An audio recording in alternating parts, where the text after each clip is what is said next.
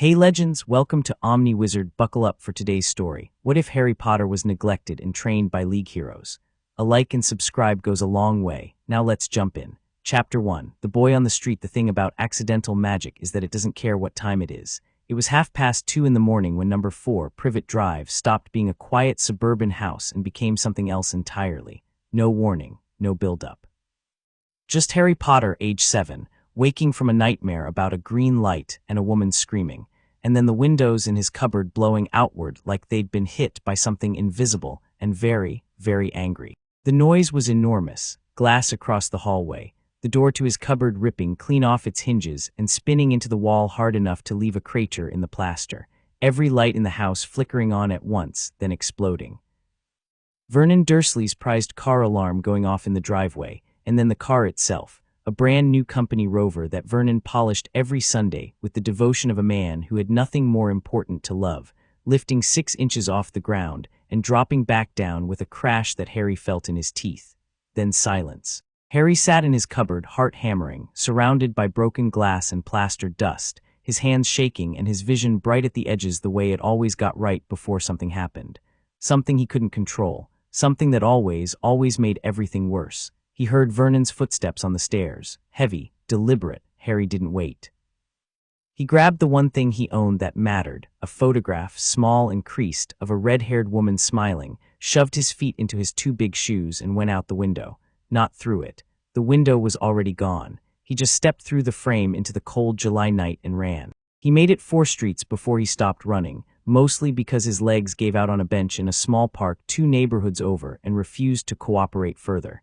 He sat there in the dark with glass cuts on his palms and plaster in his hair and tried to think about what came next. Nothing came to him. He was 7. He didn't have a next.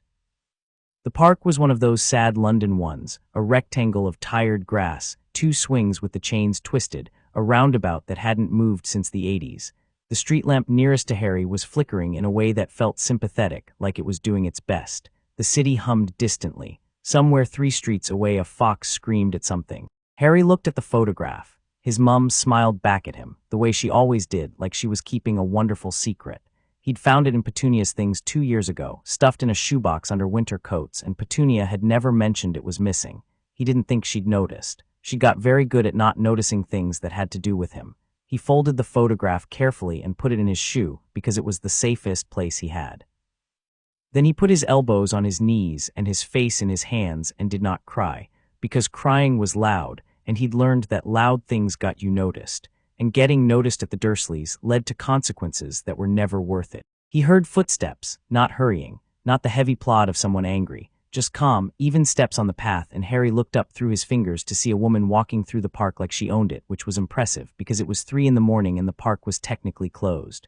She was tall, that was the first thing. Tall and dark-haired and wearing civilian clothes, a jacket, dark trousers, but moving in a way that no civilian ever moved.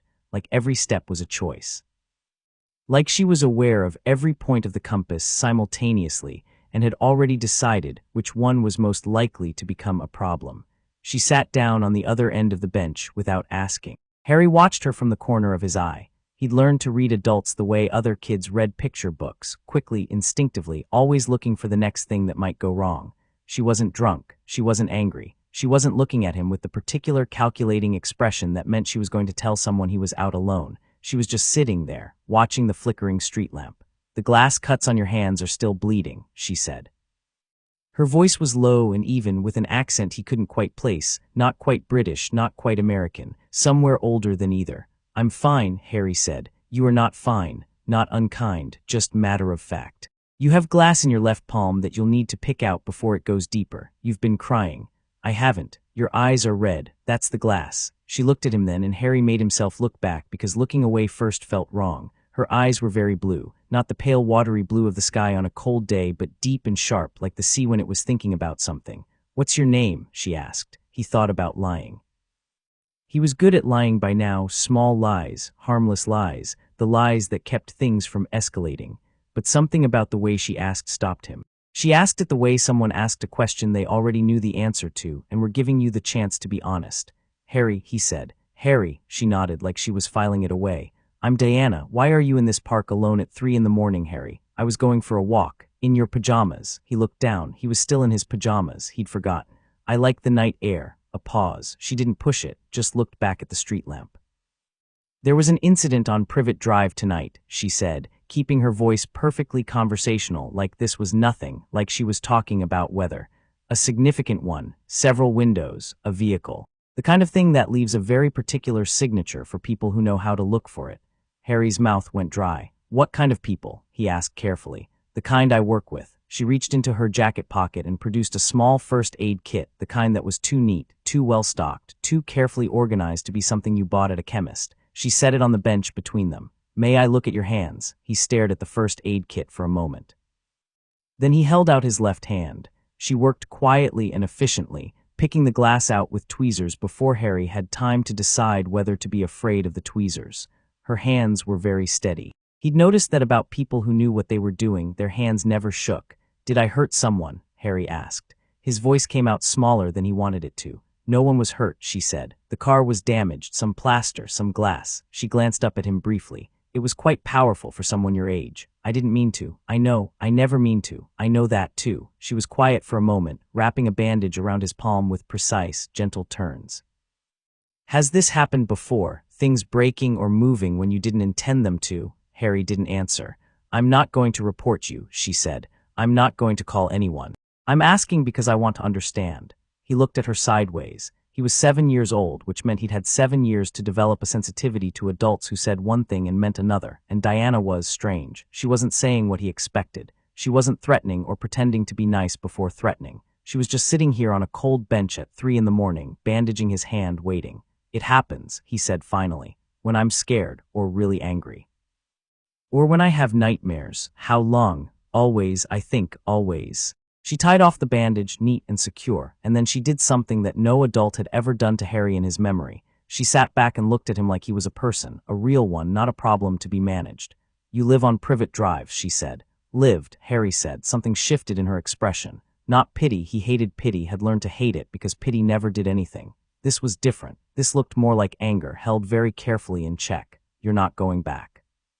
It wasn't a question. They won't want me back, Harry said. After this, he thought about Vernon's face, about the particular shade of purple it went when he was angrier than words could carry. They didn't, he stopped. They didn't want me there anyway. Deanna said nothing for a long moment. Then she picked up the first aid kit and put it back in her pocket. I need to make a phone call, she said. Will you stay here while I do? He could have run. Part of him thought about it. But the bench was solid under him, and his legs still didn't want to work, and she just picked the glass out of his hand, so. Okay, he said. She stood and walked 5 feet away, not far enough to lose sight of him, and made a call on a phone that looked nothing like any phone Harry had ever seen. He watched her back and tried to hear what she was saying and caught almost nothing, just 2 words, said once, clearly, like she was laying something down on a table. He's here. 30 minutes later, a car pulled up to the park entrance. Long, black, and extremely quiet. A man got out who was almost certainly not a man in any ordinary sense.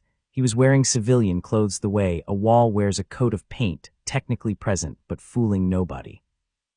Dark jacket, dark trousers, and the particular stillness of someone who had spent a great deal of his life being the most dangerous thing in any given room. He looked at Harry across the length of the park, and Harry looked back, and neither of them looked away.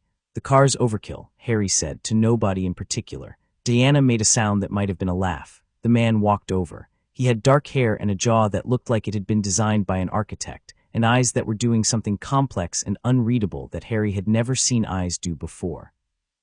He sat down on the arm of the bench, not on the seat, on the arm, like sitting all the way down was a concession he wasn't making, and looked at Harry the way Harry had gotten used to Diana looking at him, which was to say, directly, "My name is Bruce," he said.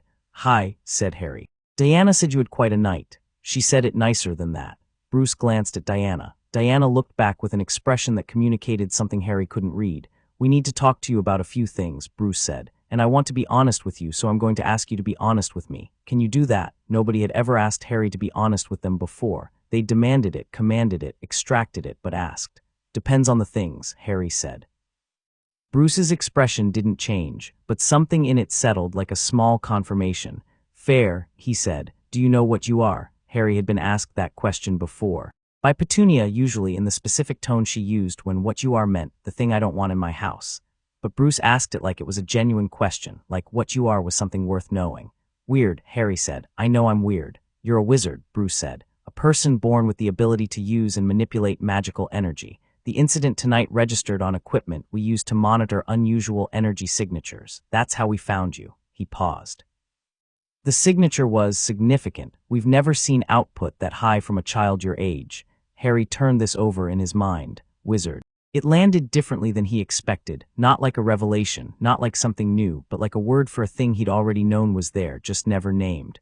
Okay, he said. Bruce studied him. That's all okay. I already knew I was something, I just didn't know what to call it. He looked at his bandaged hands. Wizard sounds better than what my aunt called it. What did your aunt call it? Harry didn't answer that one. A beat of silence.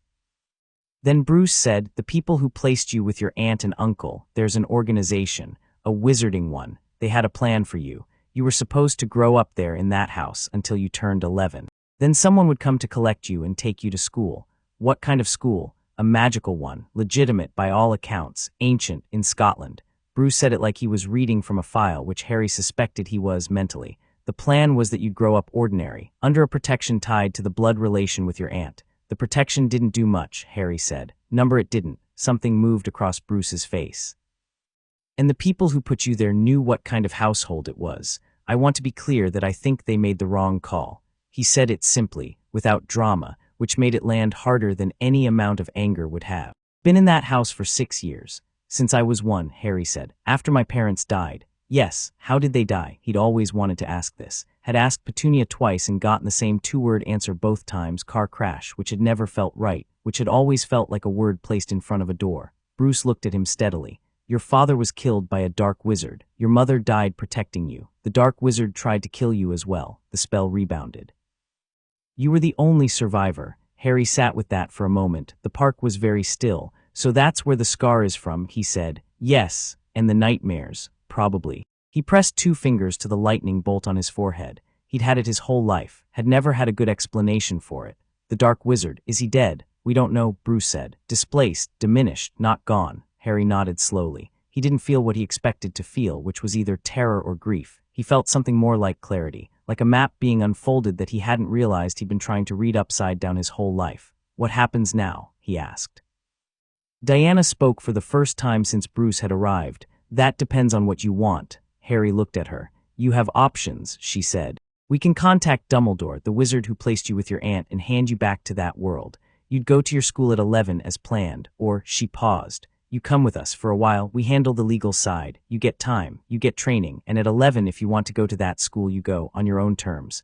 What's the training for? For whatever's coming, Bruce said, because something is. And you've already demonstrated that you're going to be in the middle of it whether you want to be or not. He looked at Harry with those complex eyes. I'd rather you were ready. Harry thought about Privet Drive, about the cupboard. About the car going 6 inches off the ground in the middle of the night because he'd woken from a nightmare about a woman screaming his name, about the photograph in his shoe and the woman in it who died so that he could survive. Okay, he said, let's do the training. The next 3 years were not a montage. They weren't a series of triumphant moments strung together with a swelling soundtrack. They were work, the kind of grinding, unglamorous, repetitive work that turns raw talent into something a person can actually use. Bruce started him on discipline first, because that was where Bruce always started, not physical discipline, mental. The ability to sit with discomfort and not react, to observe before acting, to look at a situation and find the quietest, most effective solution rather than the loudest one. Harry turned out to be naturally good at this, which Bruce acknowledged with the specific minimalism of a man for whom you're getting it, was effusive praise. They worked in a facility that Harry never knew the full name of. It was referred to by everyone simply as the Tower, which seemed too straightforward a name for something this extraordinary. It was in London, technically, which Harry found funny. All this and it was in London. He'd spent his whole life in London and had no idea. Barry Allen showed up on a Tuesday and immediately started calling Harry little man, which Harry didn't love but tolerated because Barry was the only person in the Tower who could make Bruce Wayne crack something that was technically a smile. Barry was fast, not just physically, but in everything. He thought fast, pivoted fast, reacted to changes in a situation with a kind of liquid ease that Harry had never seen before. He taught Harry that speed wasn't just about moving quickly. It was about processing quickly, about reading a room in the time it took most people to blink. "You see those 3 people," Barry said one afternoon, pointing across the tower training floor to where 3 other agents were running a drill. "Tell me what you know about them. You have 2 seconds. Left one's tired, her guard's dropped on the right side. Middle one is overcompensating because he's got something wrong with his knee. Right one is the only one actually paying attention." Harry paused. "She'd win if they weren't running the drill they're supposed to be running." Barry stared at him. "You're 7. Almost 8, that was 5 seconds for the record. You said 2. I was curious how many you'd actually use." Diana's work was different. Where Bruce worked with Harry's mind and Barry worked with his reactions, Diana worked with something harder to name. She called it purpose. She was the one who sat with Harry on bad nights, and there were bad nights, more than he'd expected even after everything, and talked to him not about techniques or training but about why. Why you get up. Why you keep going. Why the fighting is worth anything if you don't know what you're fighting for. She told him about the Themyscira, about battles that had costs, about the long view of someone who had been alive long enough to watch civilizations build themselves and break themselves and start again. She made history feel like something that was happening right now, not something in a book. "The people you're going to face," she told him once when he was 9 and they were sitting on the roof of the tower and London was spread out below them like a lit map. "They will have more power than you in some situations, more resources, more allies." She looked at him sideways. "Does that scare you? Should it?" Most people would say yes. Harry thought about it. Genuinely thought about it, which was what Diana always made him do. She had no patience for answers that weren't real.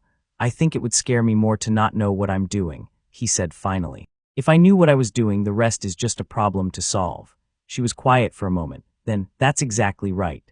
And the way she said it made Harry feel like he'd passed something important, not a test, but something older than a test. A thing that had to be decided, not learned. Clark showed up twice. Just twice, and briefly both times, because Clark was Clark and the world kept needing him, which Harry understood wasn't something you put a timetable on. But those 2 visits left an impression deeper than weeks of drilling. The first time, Clark sat across a table from Harry and talked to him for 2 hours about nothing more dramatic than choices, the difference between what you could do and what you should do, and why that difference was the whole thing. Why the power didn't matter if the person holding it hadn't done the work of knowing themselves. Harry listened with the focused attention he developed with Bruce, and at the end he said, "You're the strongest person in this building, probably." Probably, Clark agreed, without any particular investment in the fact. "And that doesn't feel like anything to you, just yours." "It means I'm responsible," Clark said. "That's all it means." Harry chewed on that for 3 months. The magical training was separate and also extraordinary. Bruce had found, through methods Harry didn't fully understand and had learned not to ask about, because Bruce's answer to most procedural questions was a look, a retired wizarding academic who was willing to work outside the traditional system. Her name was Miriam. She was in her 80s. She had spectacular white hair and the casual precision of someone who had spent 6 decades practicing magic and had long ago stopped being impressed by anything. She taught Harry theory before she taught him spells, and theory before theory she taught him observation, how to feel magic in the air around him, how to recognize it in other sources, how to understand what he was doing rather than just do it by rote. By 10, Harry's accidental magic had stopped being accidental. He could feel when it was building, could redirect it, could deliberately use it without a wand, though Miriam told him a wand would make everything more precise, the way a good knife made cooking more precise. "You could use your hands," she said, "but the blade does something the hands can't." He absorbed this the way he absorbed everything his teachers told him, completely and without resistance, because he'd learned that the fastest way to get better at something was to stop arguing with people who were better at it than you. By the time he turned 10, he could read a room the way Bruce had taught him, move through space the way Barry had taught him, hold his purpose like a compass the way Diana had taught him, and do things with raw magical force that made Miriam sit quietly for a while before saying anything. He could cast non-verbally. He could apparate short distances, which Miriam told him was unheard of without formal training in someone his age. He could feel the shape of a magical signature, the way you could feel the difference between wood and stone through a wall. He read everything he could get his hands on about the wizarding world, not because anyone told him to, but because it was going to be his world, and going into your world blind was one of the things Bruce Wayne did not tolerate. He learned about Hogwarts and the 4 houses and the history of the war and what Voldemort had done and what had stopped him, or not stopped him, depending on how you looked at it. He learned about the Ministry of Magic, which was a bureaucratic system that seemed to have been designed by someone who had strong feelings about inefficiency being a virtue. He learned about wand law and blood status, and the particular brand of class snobbery that the wizarding world had wrapped up in magical heritage, which reminded him, not very flatteringly, of the Dursleys. He learned about Dumbledore. He read everything he could find, which was substantial, and he built a picture of a man who was brilliant and principled, and also, in Harry's measured assessment, a person who made large decisions about other people's lives without asking them first. He thought about a baby being left on a doorstep in November. He thought about 6 years in a cupboard. He thought about a plan that required him to grow up small and frightened and unaware of his own nature. He filed all of it carefully in the way Bruce had taught him to file things, not with anger. Anger was expensive and he wasn't going to spend it before he needed to, just as information, context, things that would matter.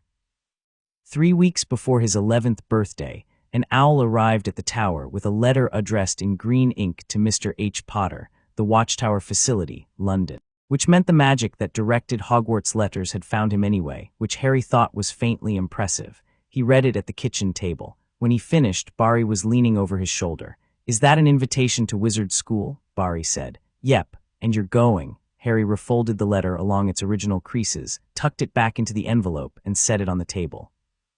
Outside the kitchen window, London was doing London things: gray sky, distant sirens, the distant bark of someone's very upset dog. He looked at the envelope for a moment. "Yeah," he said, "I'm going." Diana, from across the room where she'd been pretending to read, looked up. "On your terms," she said, not a question, a reminder. Harry looked at her. Something in his chest settled into a shape that felt permanent, calm and certain, and a little bit like armor. "On my terms," he agreed. He packed what he needed the morning he left for Diagon Alley. It wasn't much. He'd lived for years with very little and never acquired the habit of accumulating things. A trunk, second-hand but solid. Books, a lot of books, many of them not on the Hogwarts list. The photograph of his mother, which lived now in a small frame that he set on his desk wherever he was. Diana walked him to the entrance to Diagon Alley herself. She stood with him on the London street in front of the leaky cauldron and looked at him for a long moment. "You're going to surprise them," she said. "Probably. Try not to break anything in the first week. I'll aim for the second week." She laughed, a real one, full and warm, and pulled him into a hug that he leaned into without hesitation, because he'd had 3 years to learn how to accept affection from people who meant it. She held on for a moment, and Harry thought about the park bench and the glass in his palm and the woman who had sat down beside him without asking. "Thank you," he said, "for the bench." She pulled back and looked at him. Her blue eyes were doing the sea thing again. "Go show them what they missed," she said. He turned and walked into the leaky cauldron, trunk rolling behind him, 11 years old and unafraid in a way that had nothing to do with recklessness and everything to do with the 3 years of becoming that had made him exactly who he was. The door swung shut behind him. The dim pub smell, old wood, butterbeer, something that might have been cauldron fumes, rolled over him, and he stopped and breathed it in, this first breath of a world that had always been his and that he was only now arriving at. A bartender with no teeth looked up from wiping down the bar. "First time?" "Yeah," Harry said. The man smiled his toothless smile and gestured toward the back. "Brick wall at the back, 3 up 2 across. Welcome to the wizarding world, son." Harry rolled his trunk past the tables of witches and wizards who mostly didn't look up, past the end of the bar, through the dim back passage. He found the wall, counted the bricks, 3 up 2 across. He tapped it with the short practice wand he'd been using for a year, and the wall peeled back like a curtain being pulled aside, and there was Diagon Alley. He stood in the archway and looked at it, the crooked buildings leaning into each other, the impossible shop fronts, the robes and the owls, and the people moving with the easy familiarity of people in their own place, and felt something he hadn't expected, something that felt unexpectedly like belonging. Not to the Dursleys' world, not to the tower entirely, but to the magic which had always been his, always been part of him, and which was now surrounding him in neon signs and potion fumes and the distant hoot of an owl. He stepped through the archway. Behind him, the wall closed. Ahead of him, everything was about to begin. The Hogwarts Express left Platform 9 3/4 on September 1st at exactly 11 o'clock. Harry was on it with 4 minutes to spare, having spent a productive morning in Diagon Alley, acquiring everything on the school list and a substantial number of things not on it. His trunk was heavier than regulation. He did not especially care about regulation. He found a compartment near the back of the train and settled in with a book, Magical Theory. Advanced Applications, which was technically a 6-year text, and which he was rereading for the third time because Miriam had written notes in the margins of her personal copy that were better than the actual text. He read for 20 minutes before the compartment door opened. A girl with very bushy brown hair and slightly too large front teeth leaned in with the precise expression of someone who had read every relevant piece of literature on a subject and was determined to demonstrate this. "Is anyone sitting here? I've checked 4 other compartments, and they're all either full or there are boys doing something with a frog that I don't want to be near." "Just me," Harry said. She came in and sat down across from him with the settled certainty of someone who had made a decision and intended to commit to it. She looked at the book in Harry's hands. Her eyes widened slightly. "That's a 6th-year text. I know. You're a first year. I know." She looked at him with frank assessment rather than judgment. "Have you read the standard text?" "Twice. I've read it 3 times. She said it not competitively but informatively. "I'm Hermione Granger, Harry Potter." The name landed on her the way it landed on everyone who recognized it, a small, involuntary stillness, but she recovered faster than most. "Really," she said. "Yeah." She looked at his forehead where his fringe covered the scar and visibly decided not to ask about it. He appreciated that more than he could easily say. "You're in the textbooks," she said instead. "Well, your situation is the defeat of you-know-who 10 years ago. You're actually there in person, in the flesh. Does it bother you, people knowing who you are?" Harry thought about it. "Not really, it's just information. What bothers me is when people think they know who I am because of it." He went back to his book. "That's different." Hermione considered this for a moment with the expression of someone encountering an idea worth filing. "Yes," she said slowly, "I suppose it is." She opened her own bag and took out Hogwarts, a history, which was also the copy Harry owned and had already read twice. "I've memorized the house point system," she said, not looking up, "and the rules regarding student conduct in the corridors after hours." "Good to know," Harry said. "I thought so." A pause. "I'm going to be in Gryffindor, I think, or Ravenclaw. The historical data suggests that academic performance correlates strongly with Ravenclaw placement but personal bravery." "Hermione," Harry said. She looked up. "Read your book. We can compare notes later." Another assessing look. Then something shifted in her expression that might, in a few months, become the beginning of a smile. She went back to her book. They read in comfortable silence as the train pulled out of the station, as London fell away behind them, as the countryside opened up, gray and green and rolling, and the world Harry had been preparing for 3 years got closer with every revolution of the wheels. The compartment door opened again around noon, this time with less ceremony. A boy with red hair and an ink stain on his nose looked in, spotted the empty space beside Harry, and dropped into it with the ease of someone who had never had a reason to be cautious about where he put himself. "All the other compartments have either Slytherin kids or a frog thing happening. I'm Ron Weasley. Harry Potter." Ron stared at his forehead. "Blimey," he said, "that's what everyone says." "Is it? You're the 6th. Right." Ron recovered with a naturalness that Harry immediately liked. "Cool scar then. I'm from a wizarding family, so I can probably help with anything you need to know. Except I've mostly heard about you from my mum, who'll probably want to feed you if she ever meets you, fair warning. I'll take my chances." Hermione looked up from her book. "Hermione Granger, Ron Weasley." He looked at her book. Looked at Harry's book. "Are those 6th-year texts?" "One of them," Harry said. Ron squinted at him, then apparently decided this was fine and pulled a paper bag of something out of his pocket. "Want a chocolate frog? I've got about 7. I always lose the card before I finish the chocolate. It's a whole thing." The train rattled north. Outside, the sky was doing something dramatic with clouds. Harry ate a chocolate frog and let Ron explain Quidditch with the depth of feeling of a person who had strong opinions, and listened to Hermione correct 3 of Ron's facts in a way that was technically accurate but socially aggressive, and thought that this specific noise, this specific compartment, these 2 specific people, felt like the beginning of something real. By the time the Hogwarts Express began its climb into the mountains and the first stars were appearing above the peaks, Harry had decided 2 things. 1, Hermione Granger was going to be formidable, and he was glad she appeared to be on his side. 2, Ron Weasley had a kind of cheerful, uncalculating warmth that Harry had encountered very rarely and valued highly. The train slowed. The lights of Hogsmeade appeared below. Somewhere ahead, beyond the dark lake and the mountain and the centuries of accumulated magic, Hogwarts was waiting. Harry closed his book, tucked it into his bag, and looked out the window at the castle, all towers and lit windows and the kind of permanence that made you feel both very small and somehow inexplicably at home. "There it is," Ron said, reverent despite himself. There it is, Harry agreed. The train stopped. The door opened. The night came in cold and smelling of the lock and pine and something older, something deep in the rock of the mountains, magic, ambient and ancient and enormous. Harry stepped out onto the platform. He was exactly where he'd meant to be, and he was exactly what 3 years of the best teachers on Earth had made him. The sorting would be interesting. He could already tell. Chapter 2. The sorting of storms. The boats were smaller than Harry expected. For to boat, lanterns swinging at the prow, black water sliding past on either side so still it looked solid. Harry sat across from Hermione and Ron and a round-faced boy who'd introduced himself as Neville Longbottom in a voice that suggested he was anticipating being told to go away. He hadn't been told to go away. He sat with his toad, Trevor, apparently a repeat escape artist, cupped in both hands and watched the castle get bigger with an expression caught somewhere between wonder and low-level dread. Harry watched the castle too, but differently. He was measuring it the way Bruce had taught him to measure anything large and unfamiliar, looking for the structural logic, the defensive points, the places where something could come from that you wouldn't expect.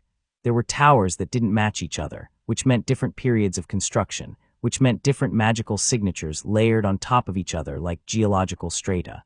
The lights in the windows weren't all the same color. The black water around them wasn't actually still, it was moving in patterns too deliberate to be current. Something large moved under the boat. Harry watched the surface dimple, kept his face neutral. "Did you feel that?" Neville whispered. "Giant squid," Harry said. "Lives in the lake. Friendly, reportedly." Neville looked at him. "How do you know that?" "Read about it." "You read about the squid specifically." "I read about everything specifically." He said it without apology because there was nothing to apologize for. Neville seemed to find this more reassuring than alarming, which told Harry something useful about Neville. He stored it away. The boats bumped against the stone dock. A man the size of a small building was waiting there, holding a lantern in a fist like a ham. Hagrid, Harry had read about him too, had a reasonable picture of who he was and what he represented, but the reading hadn't quite captured the physical scale of the man, which was considerable. He swept the first years up the stone stairs with the easy authority of someone who had done this many times and enjoyed it every time. "All rigged there. Everyone make it. Anyone fall in?" "No one fell in," said a girl near the back, like she was disappointed. "First time for everything," Hagrid beamed. He looked around the group, and his eyes landed on Harry and stayed there for a moment with the particular quality of someone who recognized a face that meant something to them. His broad face did something complicated and warm. "Harry Potter," he said, quietly enough that it wasn't for everyone. "Hagrid," Harry said. Hagrid blinked. "You know me? I did my research." That landed somewhere between touching and bewildering. Hagrid's face settled on touched. "Well," he said, voice slightly rough. "Welcome, properly." Then he turned back to the group and bellowed for everyone to follow him, and the moment was over, which Harry thought was exactly right. The entrance hall was tall enough to feel like it had its own weather, lit by floating candles that cast everything in moving gold. The stone was old, not just old but old, the kind of old that had absorbed things, that held memories in its grain the way wood held rings. Harry could feel the magic in it like a low hum in the back of his teeth, ambient and structural, woven into the castle itself rather than cast by any individual person. He'd known it would feel like this. He'd read descriptions, but reading about warmth wasn't the same as standing in it. A woman was waiting for them at the top of the stairs. Professor McGonagall, Harry had read about her too, but like Hagrid, the reading didn't fully cover the reality. She had the precise posture of someone who had decided, at some point in her past, exactly who she was and had not deviated since. Sharp eyes behind square spectacles, a mouth that looked like it had strong opinions about quite a lot. She looked them over the way a chess player looked at a board, quickly, accurately, filing each piece. Her eyes moved across the group and landed on Harry, stayed for exactly 1 second, then moved on. He liked her for that. She gave her speech about the houses, Gryffindor, Hufflepuff, Ravenclaw, Slytherin, with the brisk delivery of someone who had given this speech many times and still meant every word of it. Harry listened with genuine attention, not because it was new information, but because the way someone explained a thing told you how they understood it, and McGonagall's version of the 4 houses was, he thought, more honest than most of what he'd read. She talked about values, not just traits. She talked about what each house demanded, not just what it offered. Then she left them to wait, and the first years immediately started talking. The boy who started it had white blonde hair and the bearing of someone who had been told he was important before he was old enough to understand what that meant. Harry had him placed before he opened his mouth. Draco Malfoy, he was in the reading too, obliquely, under Lucius Malfoy, and then under the social architecture of wizarding blood politics. He moved through the group with the confidence of a person who expected space to be made for him, and space was made, because most people hadn't developed the habit of not making it yet. He stopped in front of Harry. "Harry Potter," he said, with the tone of someone presenting a gift to themselves. "That's me," Harry said pleasantly. "Draco Malfoy." He extended his hand with the precise expectation of someone who had never extended his hand and not had it shaken. Harry looked at it for a moment, not rudely, just looked, then he shook it. Firm, brief, professional. "Nice to meet you." Draco blinked. He'd expected something. Awe probably, or the particular wide-eyed gratitude of someone who'd just been acknowledged by the right person. What he got was a handshake of the type you'd give a business acquaintance, and it left him briefly stranded. "I can help you," he said, regrouping. "Navigate who to associate with here. Some families have better. I think I'll work it out," Harry said, still pleasantly. "The Malfoy family has significant, I'm sure." Harry turned back to Ron, who was trying very hard not to grin and mostly failing. "You were saying about the Chudley cannons." Ron, who had in fact not been saying anything about the Chudley cannons, caught on with impressive speed. "Right, yeah, so the thing about their keeper is..." Draco stood there for a moment with the expression of someone whose opening move had been quietly and completely neutralized, and then he went away because there was nothing else to do. Harry didn't watch him go. He genuinely didn't need to. "That was either very brave or very stupid," Hermione said from his other side, voice low. "The Malfoy family doesn't have anything I want," Harry said simply, "so his offer doesn't mean anything." She considered this. "Most people respond to social pressure anyway, even when they don't benefit from it. Most people haven't had better teachers." She gave him the look that was slowly becoming her standard expression when he said something she hadn't expected, assessing, recalibrating, filing. He was getting familiar with it. He found it endearing. The ghosts came through the wall, which was objectively impressive even knowing intellectually that it would happen.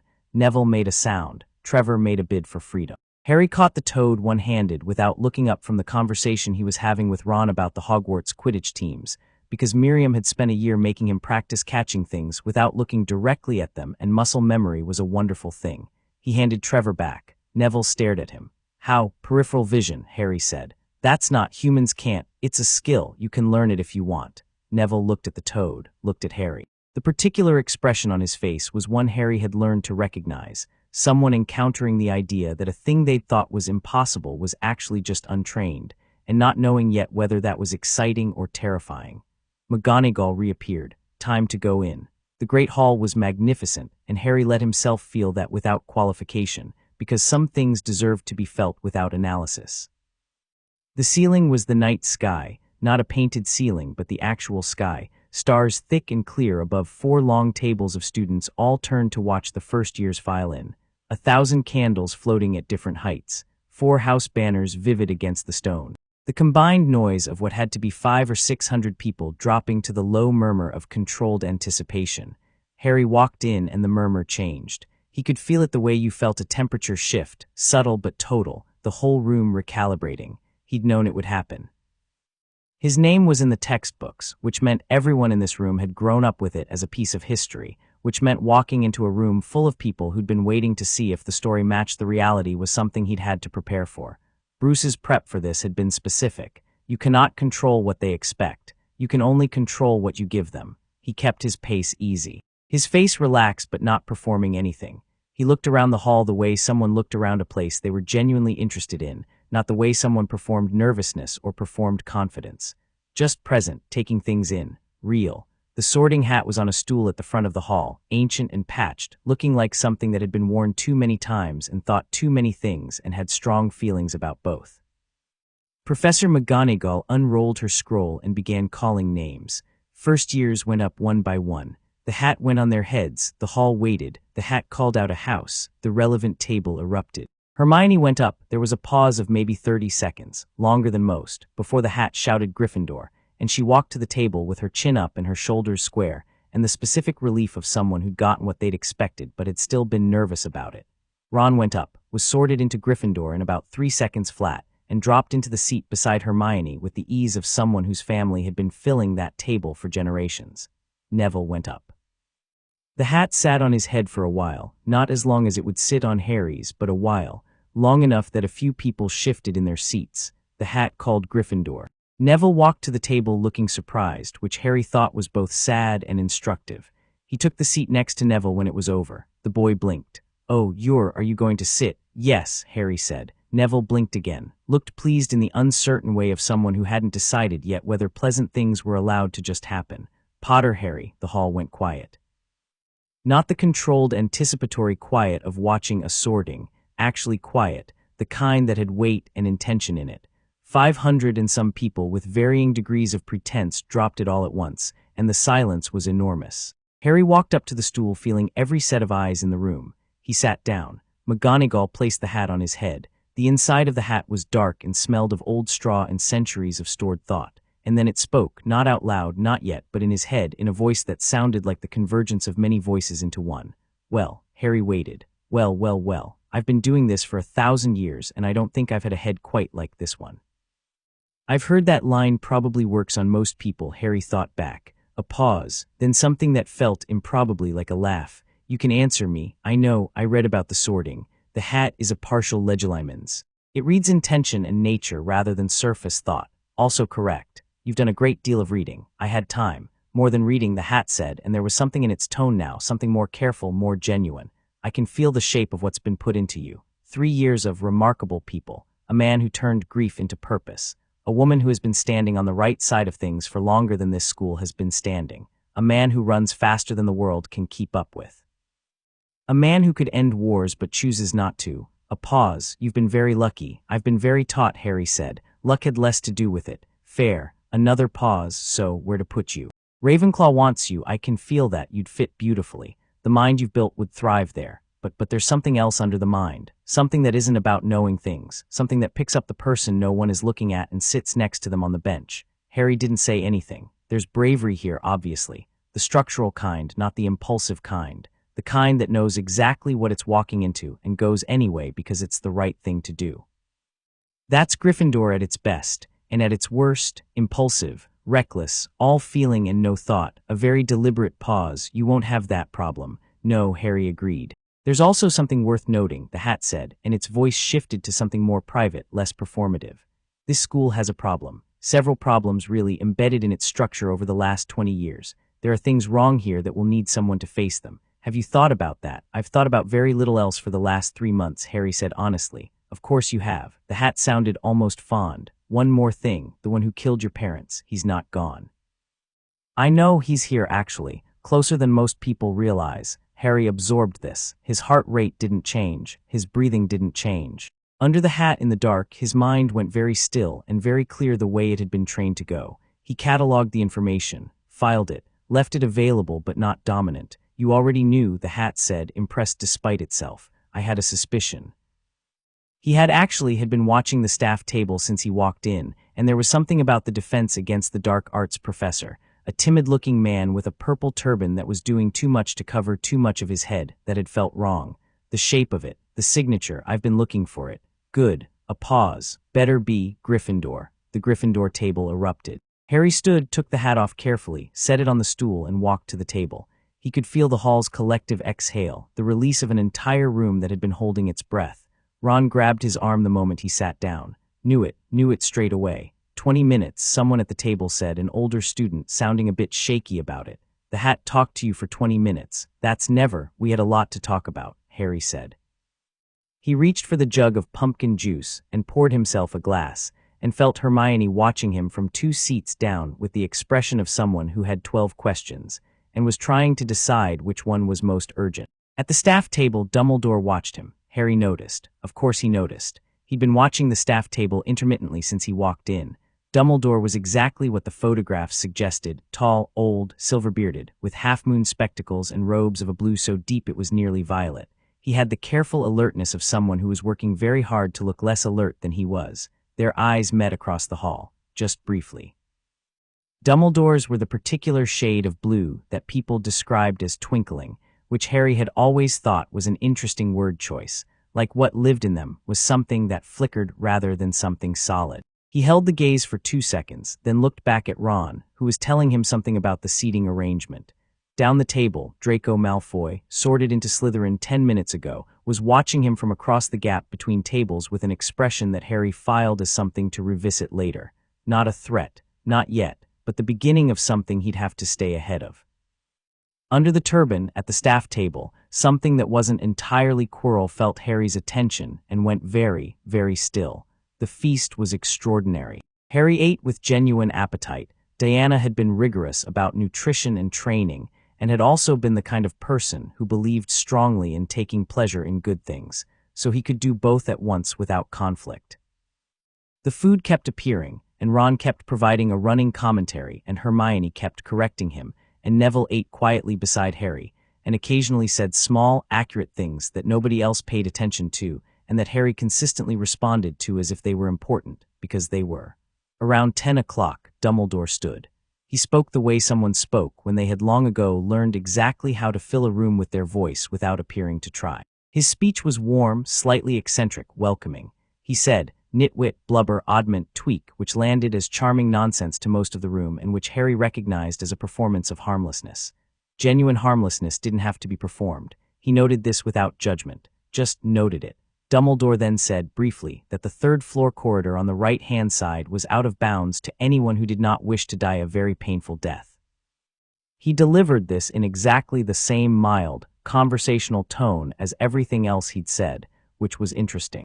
Either he was genuinely unbothered by a death threat he was casually issuing to 11-year-olds, or he wanted people to hear it and think, how serious can it be, the way he said it. Harry thought it was quite serious. He thought there was something being kept up there. He thought the announcement was less a warning and more a taunt, the kind of thing designed to make curious people more curious while maintaining plausible deniability about the consequences. He would need the Hogwarts floor plan. He already had a general one from his reading, but a proper architectural map, the kind that included all the passages, would be better. He made a note of this. Ron caught him looking at the third-floor corridor announcement with a certain thoughtfulness. The way he said that was weird, wasn't it? Yes, Harry agreed, like he wanted people to know there was something there without technically telling them. Yes, he glanced at Ron. The boy was sharper than he presented himself, which Harry had suspected from the train. He filled the space around him with an easy noise that made people underestimate him. Harry found this interesting. You're going to figure out what it is, Ron said. Not a question, not an accusation, more like a recognition. Eventually, Harry said. There's no rush. He said it calmly because it was true. There was no rush, because whatever was up there wasn't going anywhere and he'd need more information before he moved. Hermione, on his other side, had heard both halves of this. She turned to look at him with an expression that was at war with itself. The headmaster said it was dangerous, she said. The headmaster said a lot of things in a specific way, Harry said. I'm not suggesting we sprint up there tonight. I'm just thinking about it. Thinking about it, she repeated. That's allowed. She wrestled with this for a moment. She was someone who had tremendous respect for authority paired with tremendous personal curiosity, and those two things were in constant quiet conflict, and Harry thought this conflict was actually the most important thing about her, because the way she resolved it in each specific situation was going to define who she became. Right now, curiosity was losing, but just barely. I'm going to find out what it is, she said finally, almost to herself. Me too, said Harry. She looked up. Not tonight, obviously not tonight. He picked up his fork. I need the floor plan first. The common room was round and warm, all red and gold, with fat armchairs and a fire big enough to cook a horse. Harry stood in the doorway for a moment and let himself feel what the room was doing to him, which was something unexpected, something near comfort, in a way that the tower had been comfortable but differently. The tower was professional. This was the feeling of a space that was allowed to be messy. Percy Weasley, a prefect and Ron's older brother, gave them the orientation tour. Curfews, password protocols, don't leave your essay near the fire. The staircases moved, so don't rely on them. The girls' dormitories were up the left staircase and the boys up the right, and the staircases themselves enforced this with a sliding enchantment that Percy described as extremely effective, believe me, in a way that suggested a story he wasn't going to tell. Harry found his dormitory, a round room with 5 four-poster beds, each with red curtains and a small side table.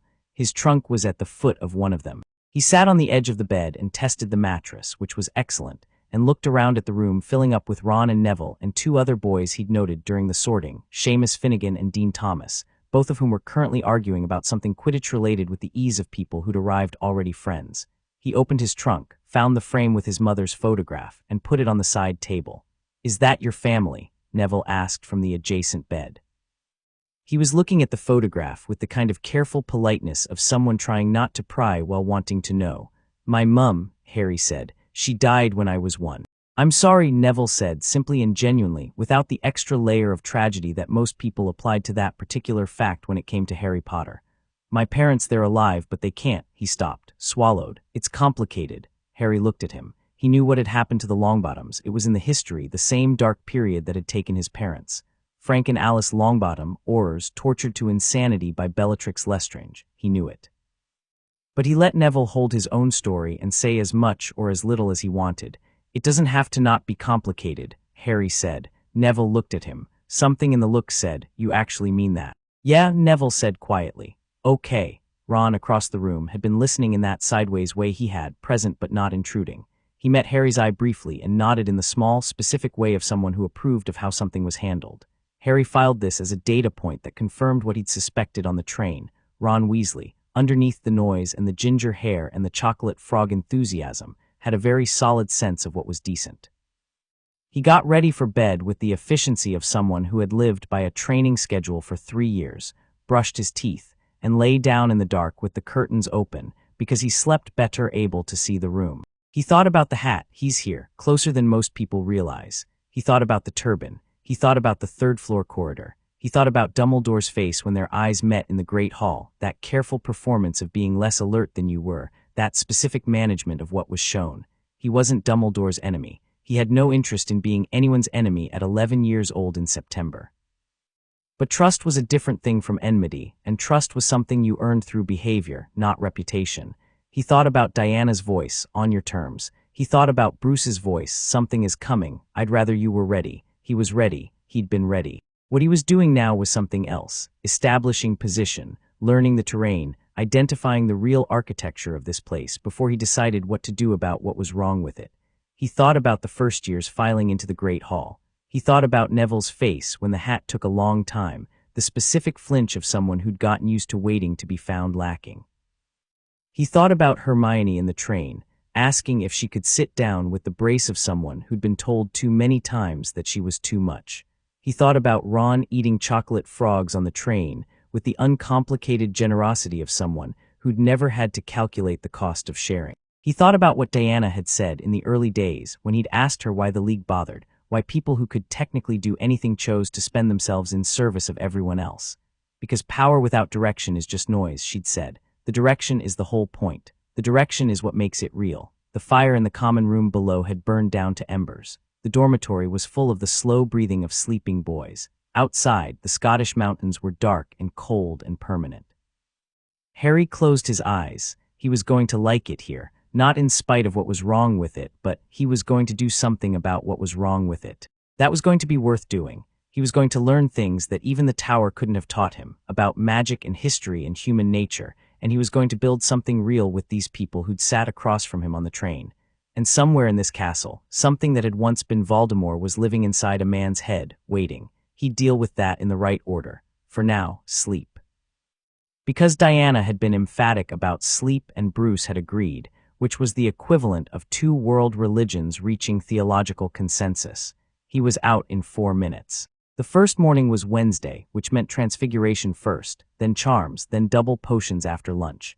Harry had read all 3 syllabi. He came down to breakfast early, which meant he was already on his 3rd piece of toast when Hermione arrived, who was the 2nd person down, and she sat across from him with her schedule in one hand and the expression of someone who had slept competently and efficiently as a planned activity.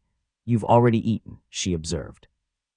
"Training schedule," he said. "Early breakfast was non-negotiable for 3 years. Hard to break. What kind of training?" "Various kinds." She looked at him over her schedule. The 12 questions she'd been sitting on since the previous night were clearly staging a coup. "You weren't raised in the wizarding world," she said. Not an accusation, just a fact she was arranging. "Number, but you knew things. Last night on the train. Things I'd only read in advanced texts. I had a good teacher. 1 teacher, 4 more or less." He picked up his pumpkin juice. "I'll tell you about it properly eventually. Right now I'm thinking about Transfiguration." "McGonagall," Hermione said immediately, pivoting with the ease of someone to whom academic subjects were always a comfortable landing.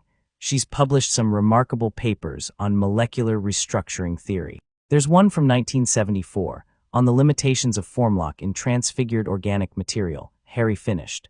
I read it. She argues the limitation is perceptual rather than physical. The caster's belief about what matter can do constrains the outcome more than the actual material properties. Hermione stared at him. That paper isn't on any student reading list. Number, where did you even? Miriam had a good library. He said it easily, without fanfare, and watched Hermione's expression do the recalibrating thing again. Faster now, the way it did when she was updating a model she'd thought was close to complete and had just discovered wasn't. I think, she said slowly, that you might be the most prepared first year in the history of this school. I doubt it, Harry said, but I've tried. Ron arrived, sat down, demolished a plate of eggs, and said, through a mouthful of toast, please tell me transfiguration's not first. Transfiguration's first, Harry said. Ron looked at the ceiling. Great start. You'll be fine. McGonagall is fair. How do you know that? She gave the house speech last night like someone who actually believed it. Ron processed this. Is that how you tell if someone's fair? It's one way. Harry looked at him. You watch how people talk about things when they don't have to, when there's nothing to gain from it. That's when you see what they actually think. A pause. Ron put down his toast. Where did you grow up? He asked, not suspiciously, just with genuine curiosity. London, Harry said. Not with wizarding people. It's a long story. Are the Dursleys your family? Harry thought about this for a moment. Biologically, he said. Not really any other way. Ron nodded slowly.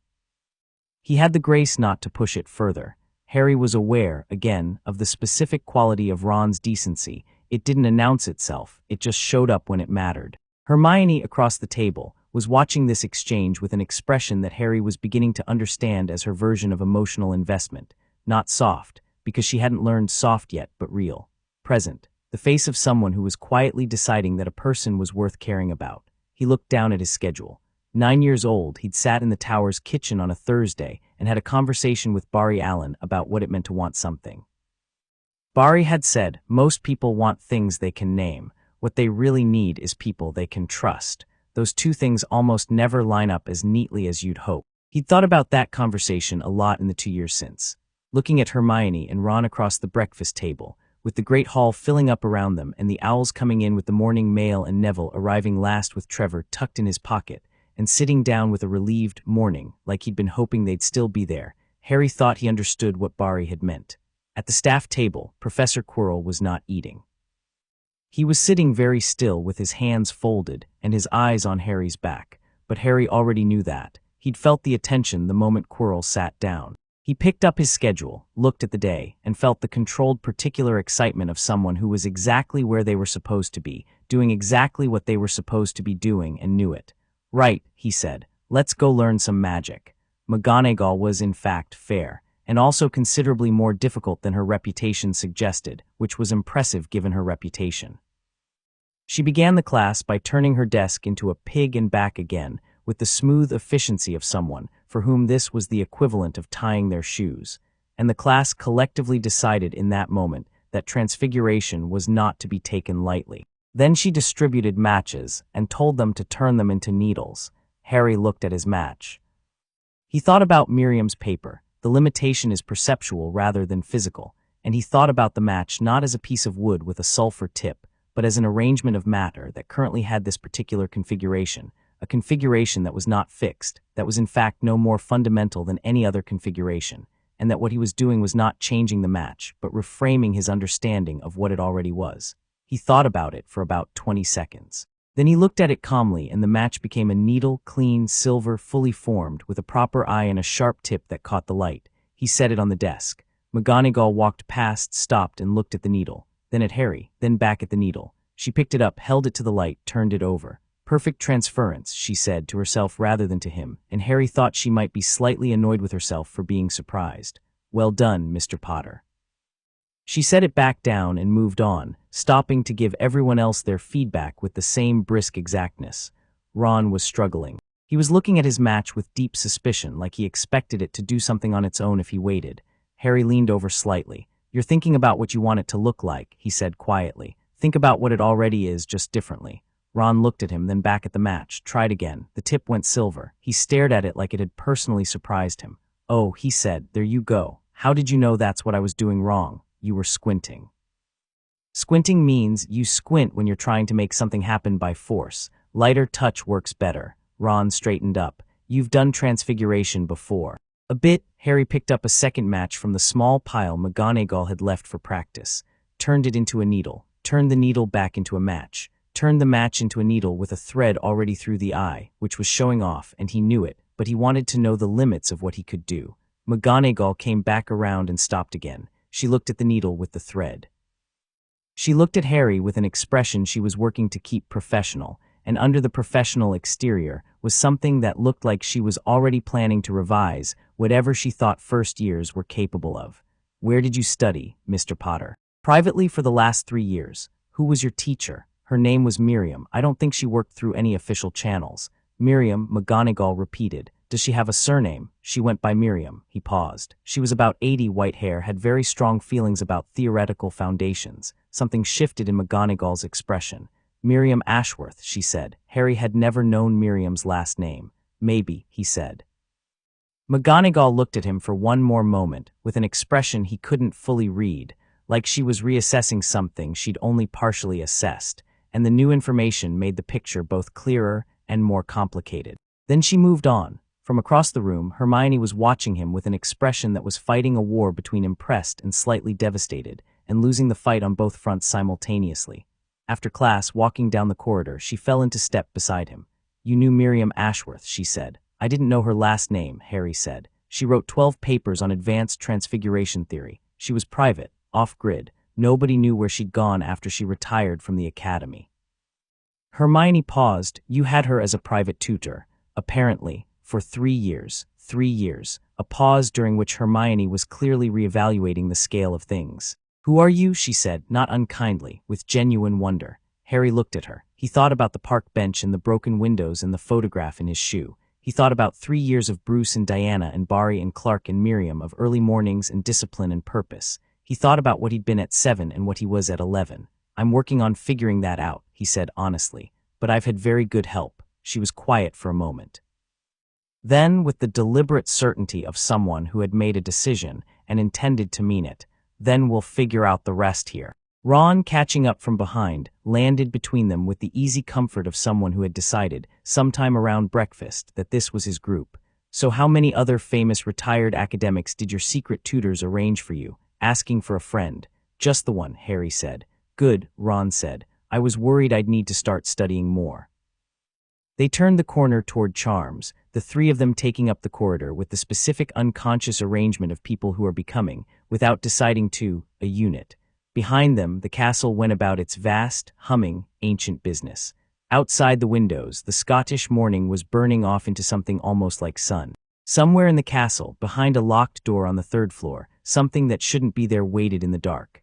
And outside the castle walls, in ways that nobody in the school had begun to suspect, the world was about to start paying attention. Chapter 3. The language of pressure. 3 weeks into term, and Harry had mapped 42% of Hogwarts from memory. Not from books, he'd done that already, cross-referenced 3 different architectural histories and Miriam's hand-drawn annotations of the castle's magical infrastructure. This was the real map, the one that only came from walking. From taking different staircases at different times of day and noticing which ones moved and when, which corridors had drafts that came from nowhere, which walls had a slightly different acoustic quality that meant hollow space behind them. From watching how the castle responded to people, the way certain doors opened more easily for certain students, the way the suits of armor tracked movement near the trophy room, the way the ghost of the Bloody Baron moved in a route so consistent it might as well have been a patrol schedule. He did most of this mapping in the early mornings, before the castle was fully awake, 5 a.m. The corridors were his, just him and the paintings and the occasional prefect, who never looked closely enough to question a first-year walking with the unhurried purpose of someone doing exactly what they meant to do. By the end of the 3rd week, he had located, from the outside, the 3rd-floor corridor. He hadn't gone in. He could feel the defensive layering from 6 feet away, multiple enchantments stacked on each other, the magical equivalent of a combination lock with several different mechanisms. He counted the layers. 9, at minimum, possibly more. Whatever was in there was protected seriously, by someone who knew what they were doing. He also noted more quietly that Quirrell had been seen near that corridor twice at hours he couldn't explain. He told no one yet, not because he didn't trust Ron and Hermione. He did already, more than he'd expected to trust anyone this quickly, but because trust and timing were different things.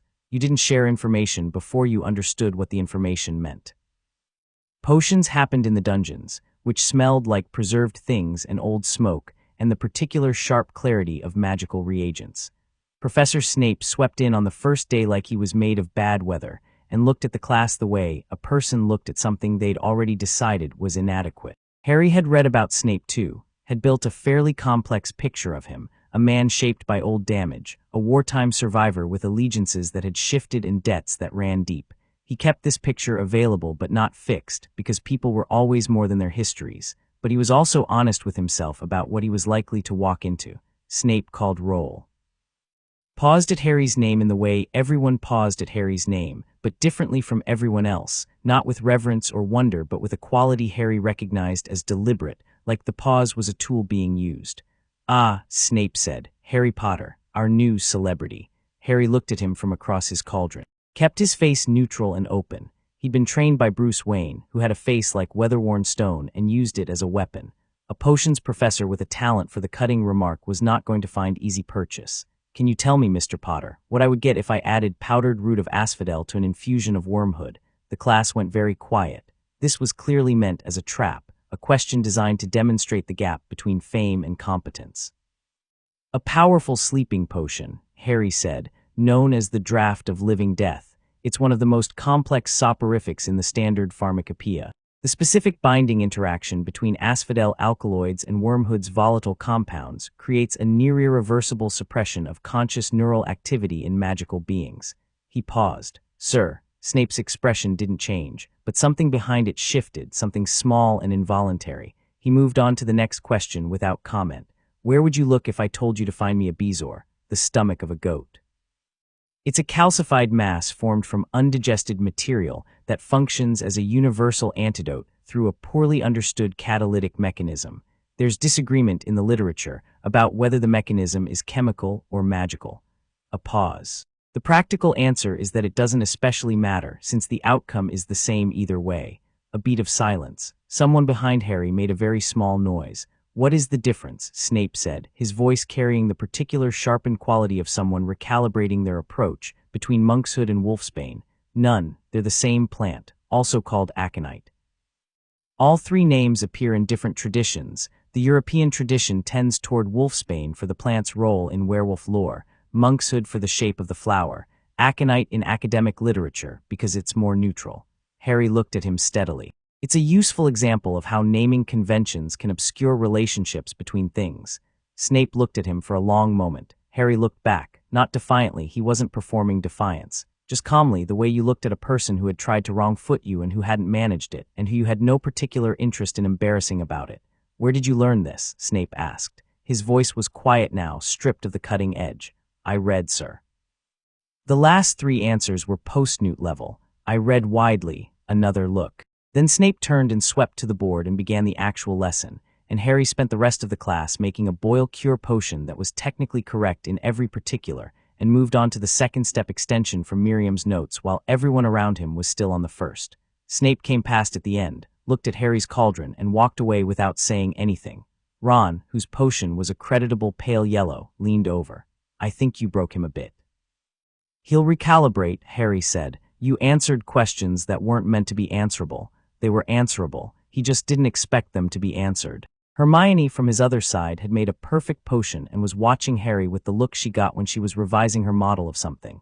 "He hates you," she said. "Or he was going to, I'm not sure now." "He doesn't hate me," Harry said, cleaning his equipment. "He's trying to work out what I am, that's different." "What are you?" Harry smiled, a real one, quick and brief. "A first year with a good library." She narrowed her eyes. "You say that a lot, because it keeps being true." What Harry understood about Snape by the end of the first month was this. The man was watching him the way Bruce watched things he hadn't fully classified yet, which meant Snape was more careful than his opening performance had suggested, and careful was something Harry respected. Snape watched him during lessons with a quality of attention that wasn't hostile, or wasn't only hostile, but was fundamentally professional. He was assessing what Harry could do, how he did it, what that implied about who had taught him and why.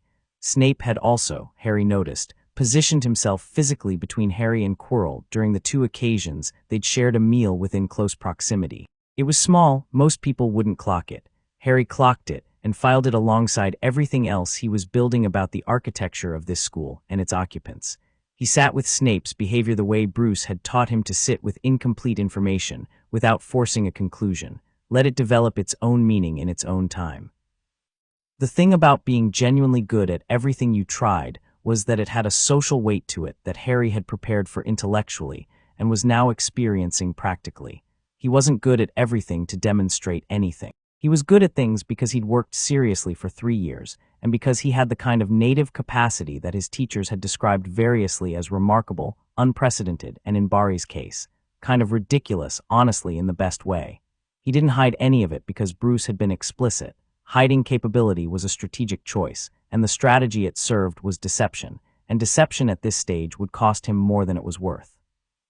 Being known accurately was better than being known incorrectly, but being genuinely good at things had effects on the people around you. Hermione handled it by treating it as a collaborative resource. She wanted to understand how he did things, and she shared her own methods in return, and this exchange was among the most intellectually satisfying things Harry had done since the Tower.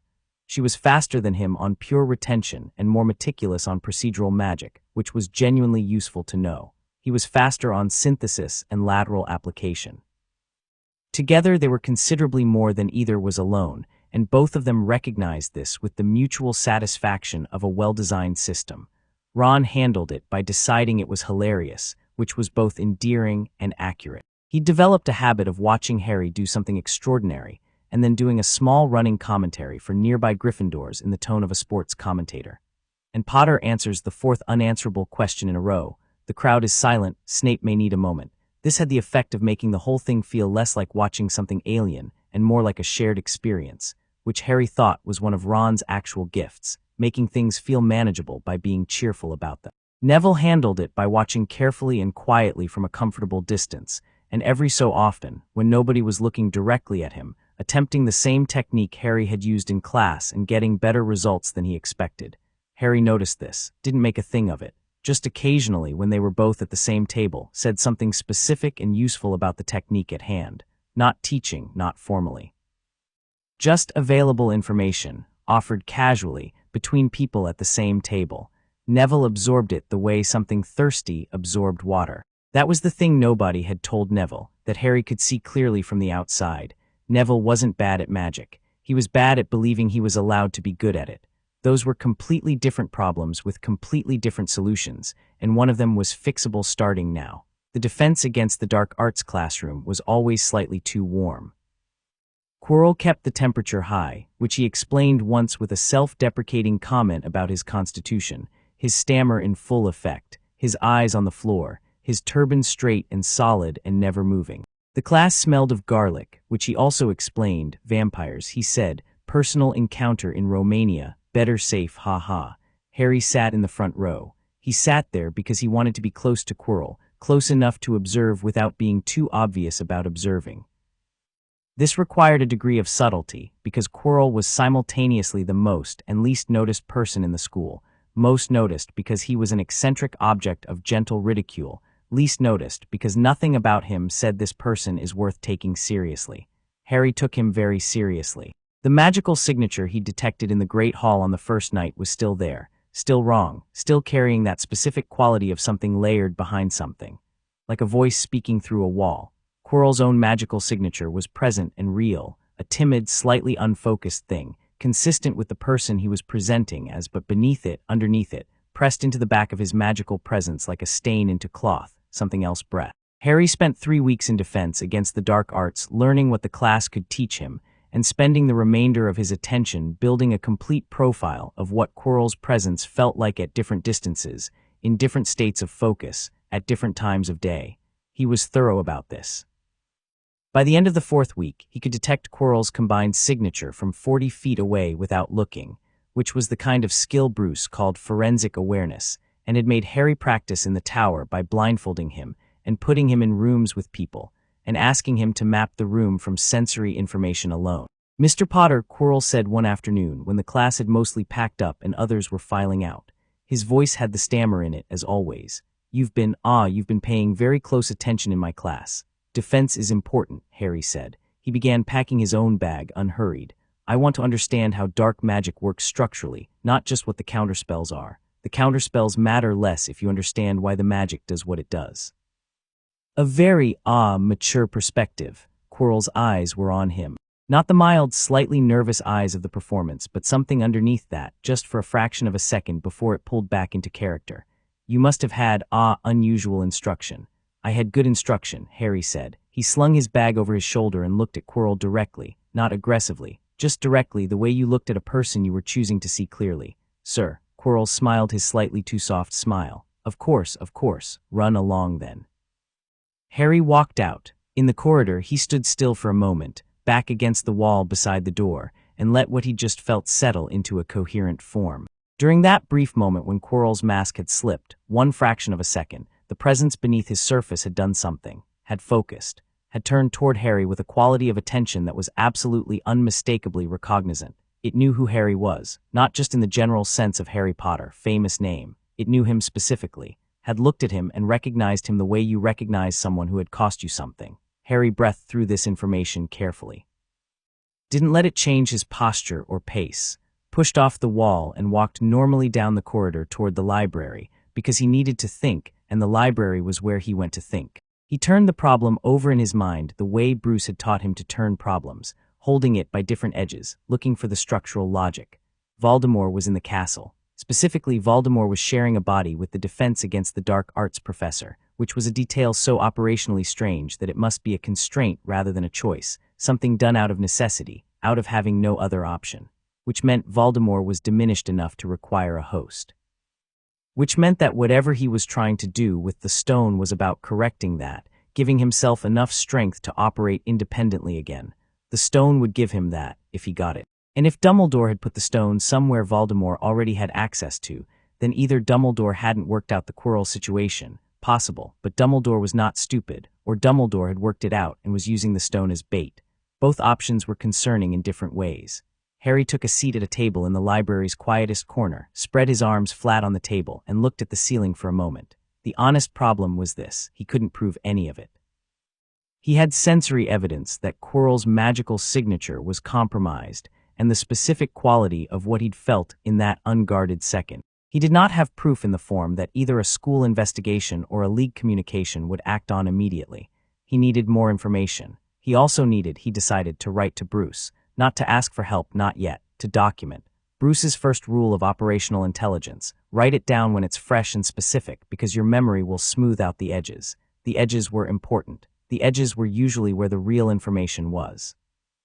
He opened his bag, took out a piece of parchment, and wrote a letter that was precise and factual, and contained exactly what he'd observed, when, at what distance, under what conditions, and what he'd concluded from it. He wrote in the shorthand he and Bruce had developed, which looked like nothing intelligible to anyone who hadn't spent 3 years learning it, and which Hermione, who had a talent for deciphering things, had seen on his notes once and described as basically incomprehensible, which is interesting in itself. He folded it, addressed it, and decided he'd send it from the owlery in the morning. "You've been in here for 2 hours," said a voice from behind him, and Harry looked up to find Hermione standing at the end of his table with 3 books under her arm and the expression of someone who had been looking for him. "Thinking," he said. "About what?" She sat down across from him, not waiting to be invited, which he appreciated. He studied her for a moment. He'd been building a read on Hermione Granger for 4 weeks now, and what he had was brilliant, genuine, principled, somewhat afraid of breaking rules but significantly more afraid of being wrong. She had the specific courage of someone who would absolutely tell an authority figure they'd made an error if she had enough evidence, which meant her threshold for action was certainty, not comfort. He needed her to know things. She was going to figure them out anyway. Her capacity for research paired with her instinct for something being off was too good for her to miss it indefinitely. Better she knew things from him in order, with context. "Can I trust you with something?" he asked. She looked slightly startled, not by the question, by the directness of it. "Yes," she said without hesitation. "If I tell you something, you'll want to act on it immediately. I need you to not act on it until we have more information." "Can you do that?" A pause. This was the harder question, and she treated it with appropriate seriousness. "If I understand why," she said. "Partially the reason is that acting without enough information is how you tip off the person you're watching. Partially, it's that the people who could do something about this are either already aware and playing a longer game than us, or not aware and needing more evidence than I currently have. In both cases, moving now does more damage than waiting. She was very still. How serious is this? Serious. He held her gaze. Quirrell. The word landed on her with visible impact. He watched her process it, the mental model shifting, the pieces she'd been collecting without knowing it rearranging themselves. The turban, she said. Yes, I thought it was eccentric. It's also a cover. For what? But from her face he thought she already half knew. She'd been in this magical world longer than she'd lived outside it in terms of how deeply she'd read about it, and she was too smart not to have a complete picture of the last war sitting somewhere in her memory. Something that isn't gone, Harry said. Something that needed a host. The library was very quiet. A first year at a distant table was struggling with a levitation assignment. A prefect at the window was making notes in the margin of a heavy text. Outside, rain had started against the high windows, the low sound of it filling the room. Voldemort, Hermione said, very quietly, very precisely. I think so. You think or you know. I've felt it. I can't prove it by any standard of evidence that doesn't rely on sensory skills. I'd have to explain at length.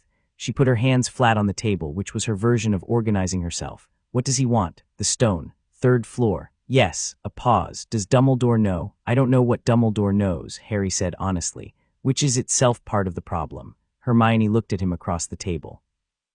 In the lamplight, her eyes were very serious and completely unafraid, which was one of the things he was most coming to value about her. What do? We watch, we gather, we build a complete picture. He picked up his letter. And I contact the people who train me and tell them what I know.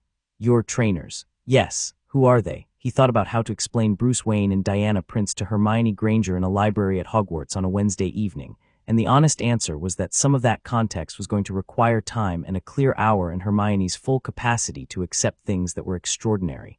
This was not that moment. People who handle exactly this kind of situation, he said.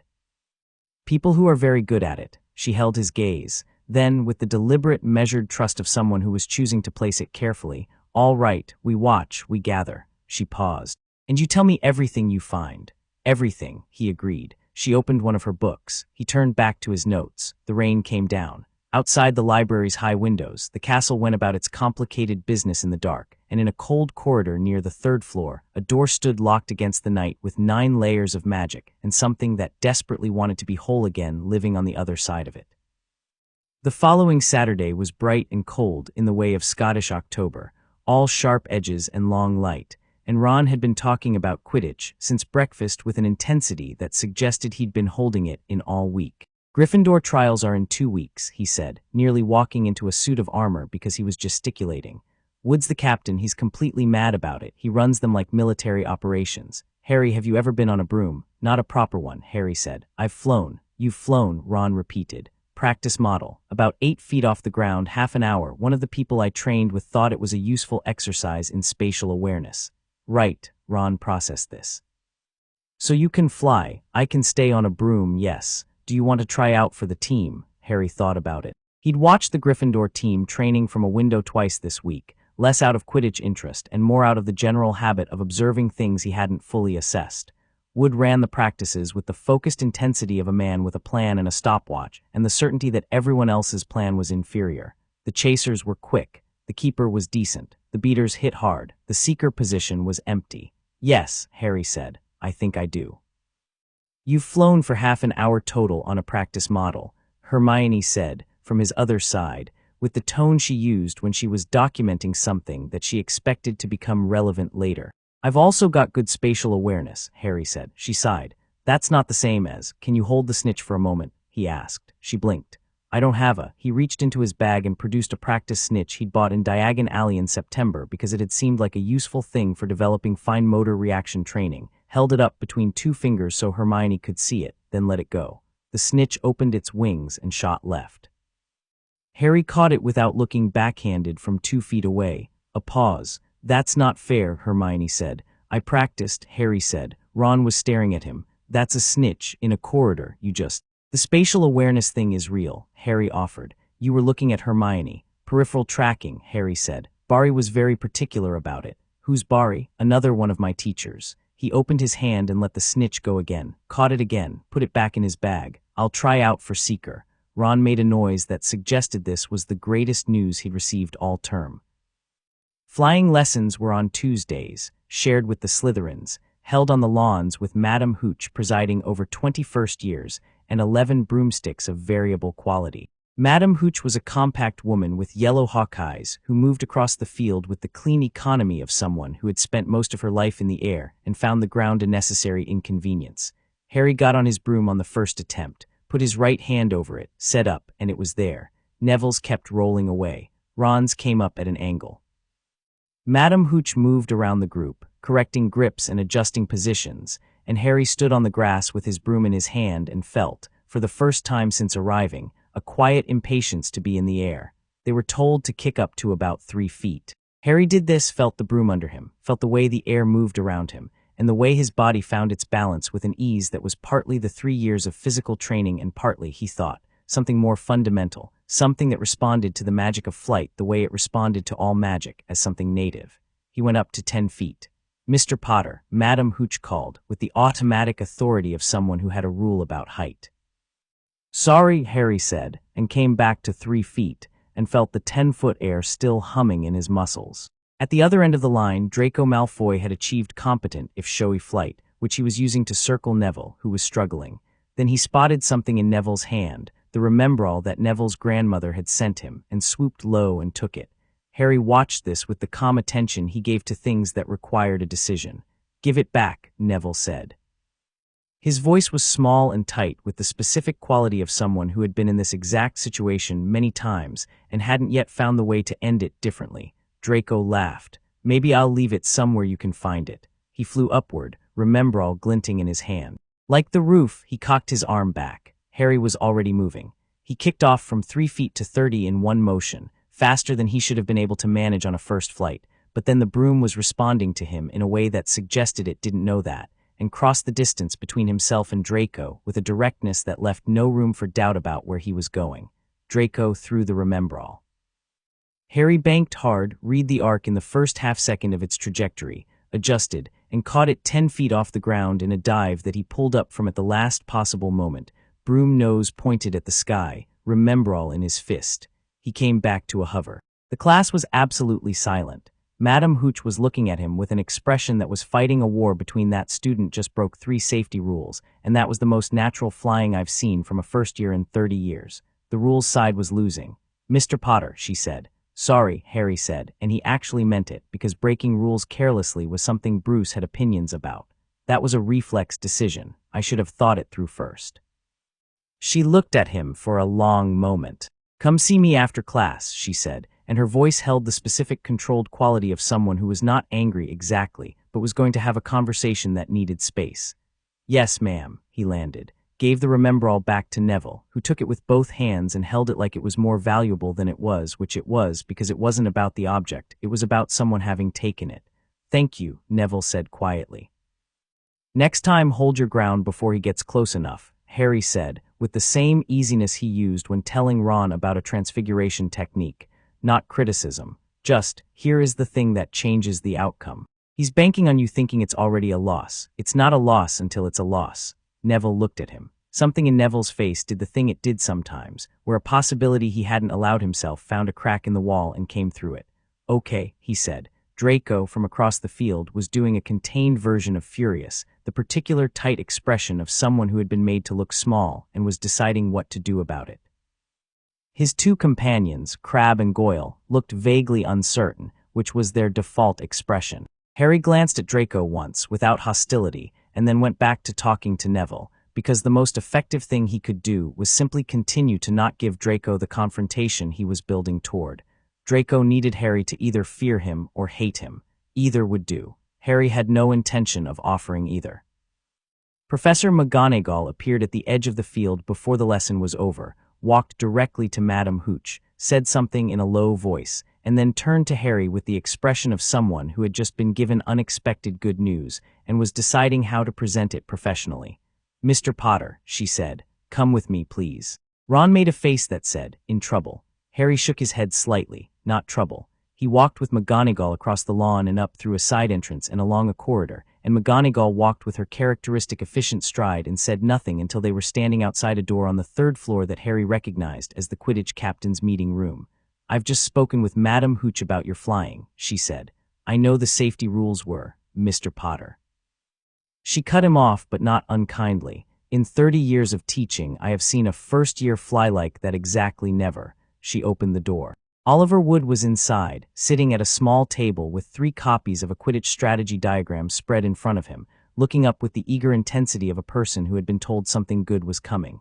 "Wood," McGonagall said, "I've found you a seeker." Wood looked at Harry. Harry looked at Wood. "How fast was your dive?" Wood asked immediately. "I didn't time it. Estimation. Fast enough to catch a thrown remembrall from 50 feet out on my first flight." Wood stood up. He was a 5th year, broad-shouldered, with the particular single-mindedness of someone for whom Quidditch was not a sport but a vocation. "Have you played before? Number, can you do it again?" "The dive? Yes." Wood looked at McGonagall with the expression of someone receiving a gift they'd stopped expecting. McGonagall looked back with the expression of someone trying not to look too pleased with themselves. "He'll need a proper broom," Wood said. "That," McGonagall said, "can be arranged." October settled into the castle with the particular cool weight of a Scottish autumn, the mountains turning brown and gray, the lake reflecting lower skies, the corridors developing the specific chill that lived in old stone when summer finally stopped arguing. The first years had the castle's rhythms in their bones by now. Which staircases to avoid on Thursdays, which portraits would give you directions, and which would misdirect you as a prank. The specific quality of quiet in the library after 7 p.m. when the serious students arrived, and the noise level dropped by 2/3. Harry had a Nimbus 2000 and used it for Quidditch practice and also on Saturday mornings when the pitch was empty, for the kind of flying that wasn't about Quidditch, but about something harder to name, speed and height, and the specific freedom of being above everything for a while, with the mountains around him and the sky above him and no floor plan to memorize, no magical signature to track, just the broom and the cold air and the long view distance that let him think clearly. He flew on a Saturday in mid-October and thought about the letter he'd had back from Bruce 2 days ago. Bruce's letters were models of concision. This one had said, in the shorthand, documented, "Monitoring from here. Don't move on target until you have physical confirmation. Trust the process. B," and then below it in Diana's different hand, "Be careful. Not because you aren't capable, because careful is what capable people do." He'd read both parts several times, then filed the letter. Physical confirmation. He needed to see what was under the turban.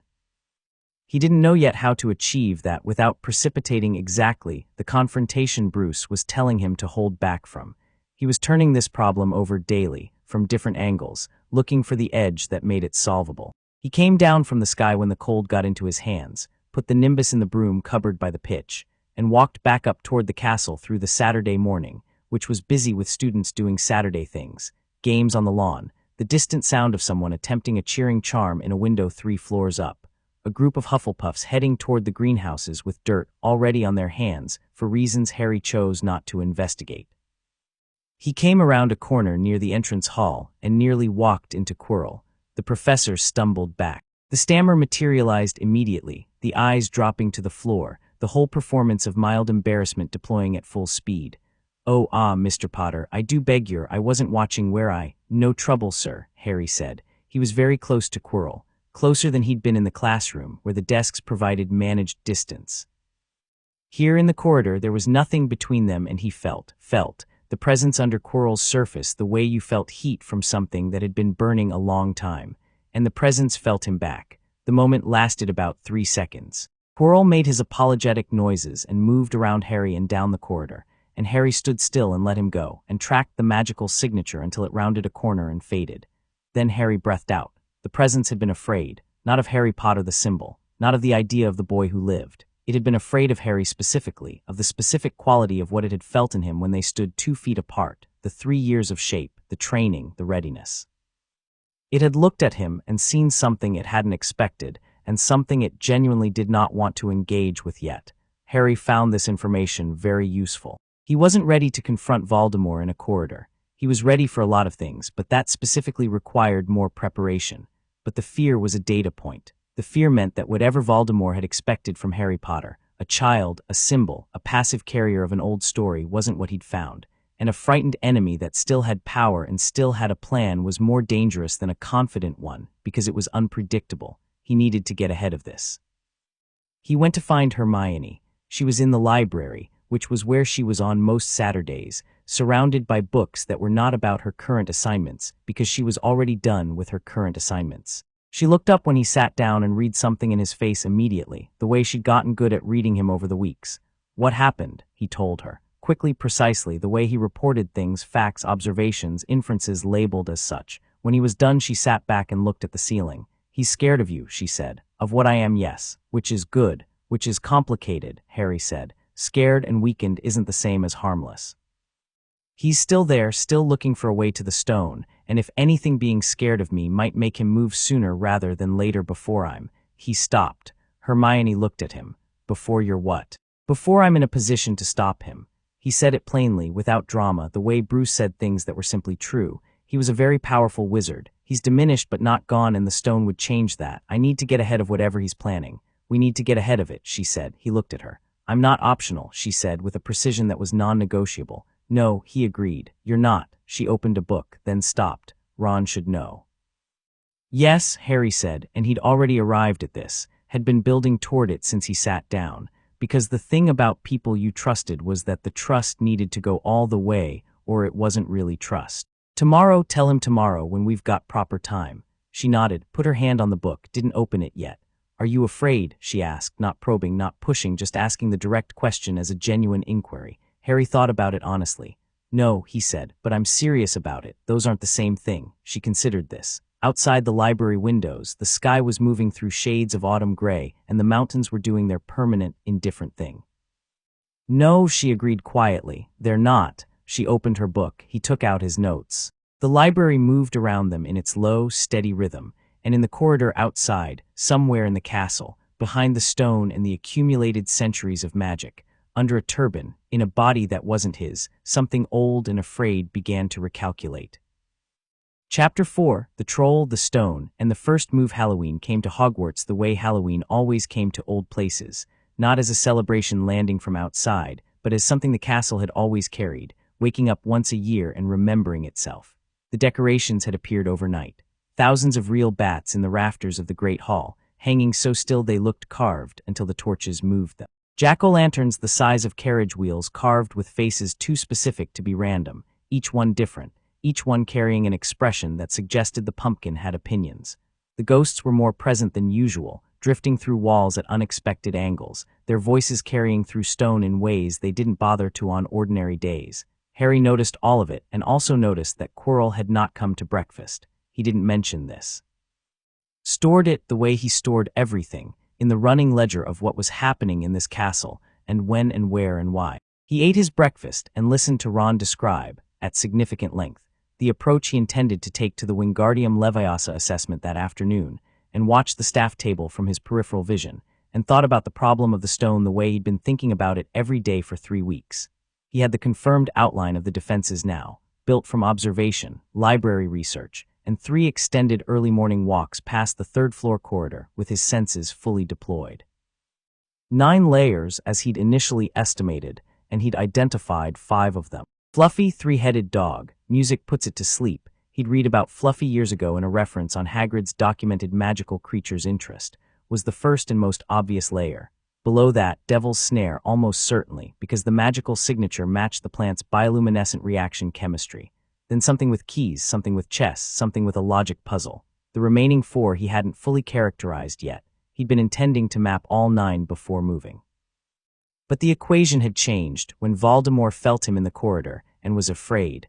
Afraid people moved on different timelines. Afraid people who were running out of time moved faster. Harry had kept this in mind every day since October and had been quietly accelerating his preparation and response, not because he was going to act prematurely, but because Reddy was a moving target and he needed to keep up with it. He looked at the empty seat at the staff table. Quirrell's absence was either nothing, the man was occasionally late to meals, had been sick twice, or the beginning of something. He needed to know which. He looked at Ron, who had moved on from Wingardium Leviosa to a highly detailed analysis of why Halloween was better than Christmas from a purely food-based perspective. He looked at Hermione, who was reading while eating with the automated efficiency of someone who had decided that breakfast was a biological function and not an event. He looked at Neville, who was eating quietly and feeding Trevor small pieces of toast, because the toad had gotten into a routine of sitting on the table at breakfast, in a way that nobody had explicitly approved, but nobody was stopping.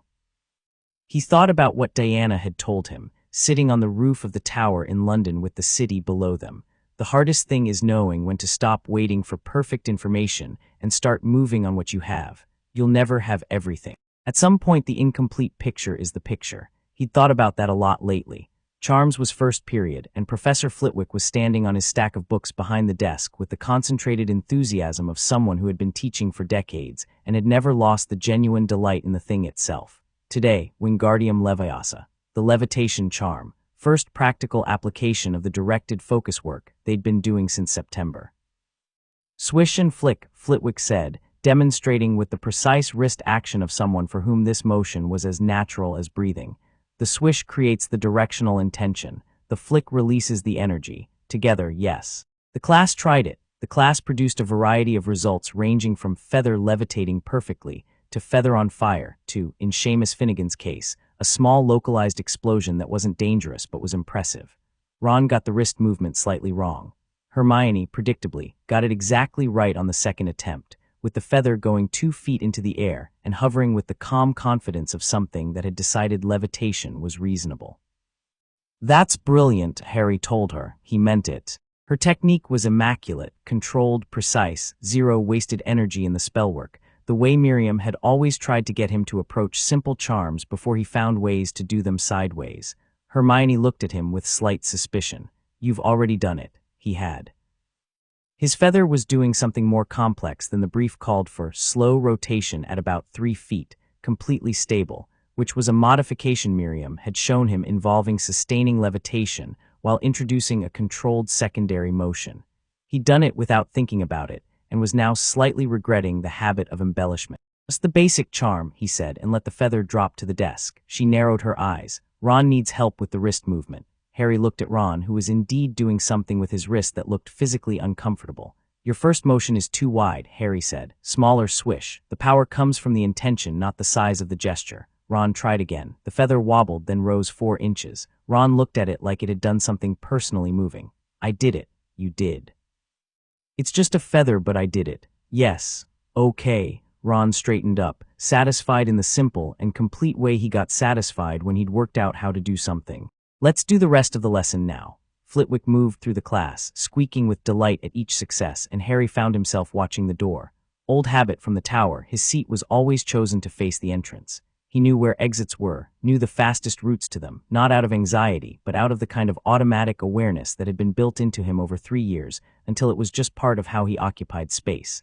Nothing came through the door during charms. The Halloween feast started at 6 and was extraordinary in the way Hogwarts feasts were extraordinary. The food appearing from nowhere in quantities that defied reason, the hall warm and loud, the jack-o'-lanterns throwing everything in flickering orange light that made the faces of 500 people look like they were all telling secrets. Harry was on his 3rd piece of something involving pastry and what might have been cauldron cake when the doors to the great hall slammed open. Professor Quirrell came through them at a run, not his usual tentative shuffle. A run, genuinely running, his turban askew and his face carrying the specific white quality of real terror, and Harry was on his feet before he consciously decided to stand, because his body had catalogued Quirrell running as a category of event that required immediate response. "Troll," Quirrell gasped, making it to the front of the hall and grabbing the head table, swaying. "In the dungeons, thought you should know." He pitched forward in an elegant, well-timed feint that Harry noted as too controlled to be entirely real. A real feint had a different quality, the body actually surprised by the shutdown. This was a person going to the floor deliberately while maintaining the performance of being overcome. The hall erupted. 500 students collectively discovering the volume of their own alarm was an impressive thing, and Dumbledore was on his feet immediately, his voice carrying the specific frequency that cut through crowd noise without appearing to shout. "Prefects, lead your houses back to the dormitories immediately. Teachers, follow me." Harry had 3 seconds to think as the hall descended into organized chaos.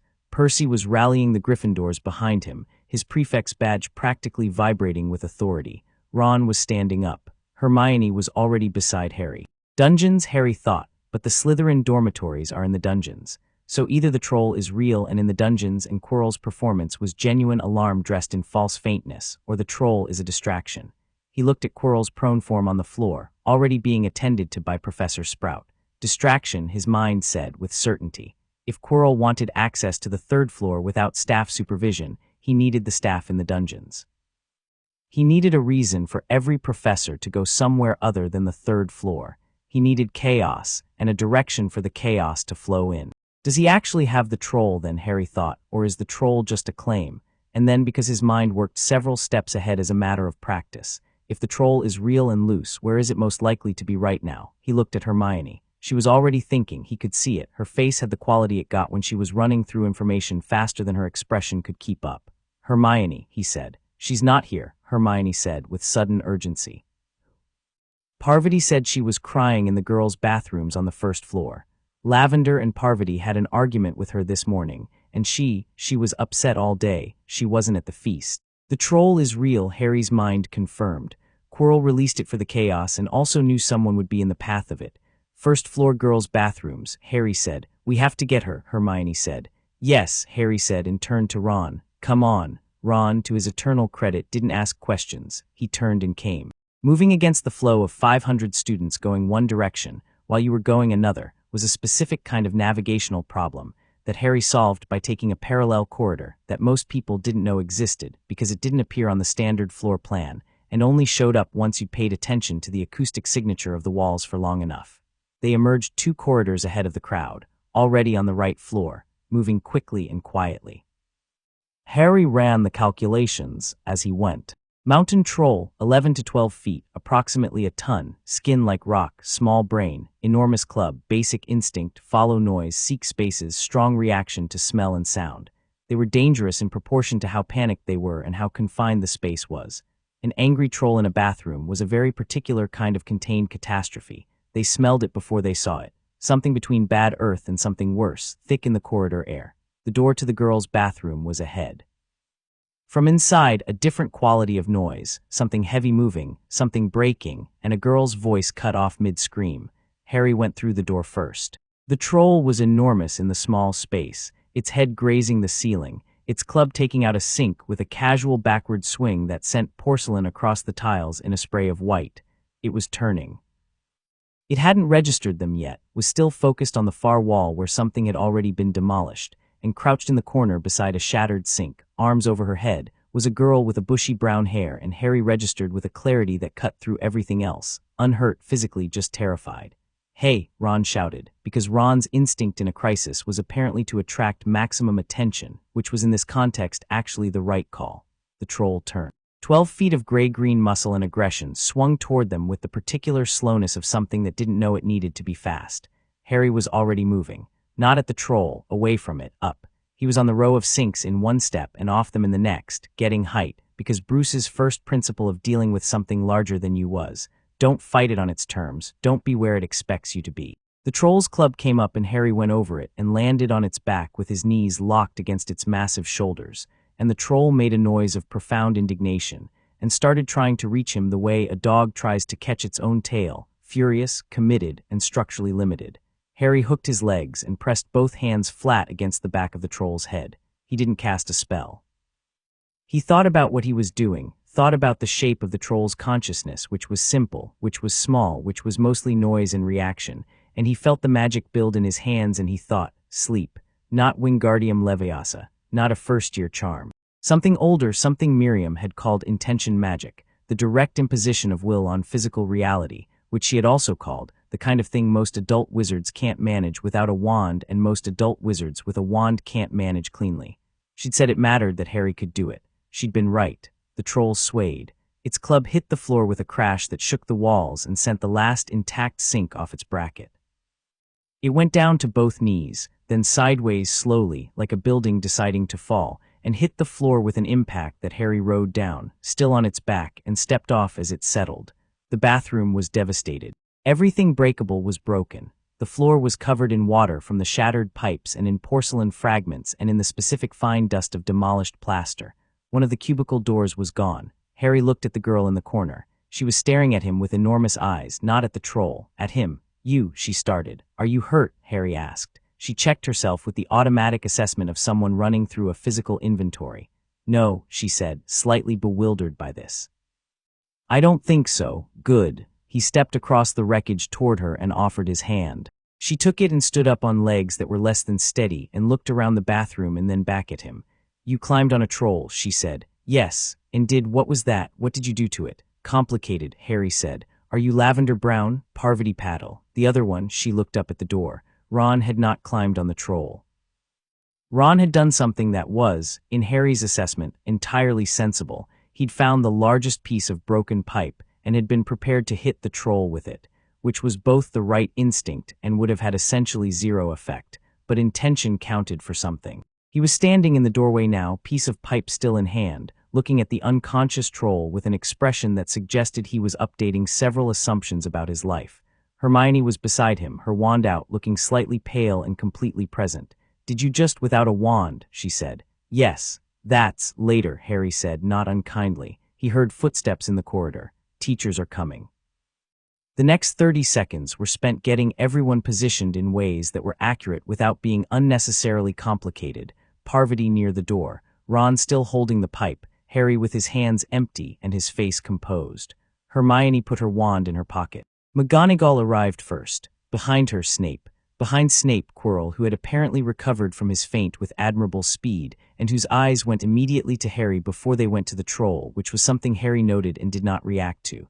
McGonagall looked at the bathroom, at the troll, at Harry, Ron, and Hermione. Then she looked at Parvati Patil huddled near the door, and her expression shifted with a complex speed that covered alarm, relief, and a great deal of barely contained feeling, all in approximately 1 second. "What on earth?" she started. "We thought Parvati was in here," Ron said. He said it with the complete naturalness of someone telling a truth. "We came to find her before the troll did." This troll, Mr. Weasley. That troll is 12 feet tall. Harry handled it," Ron said, with a simplicity that managed to convey the whole event in 3 words.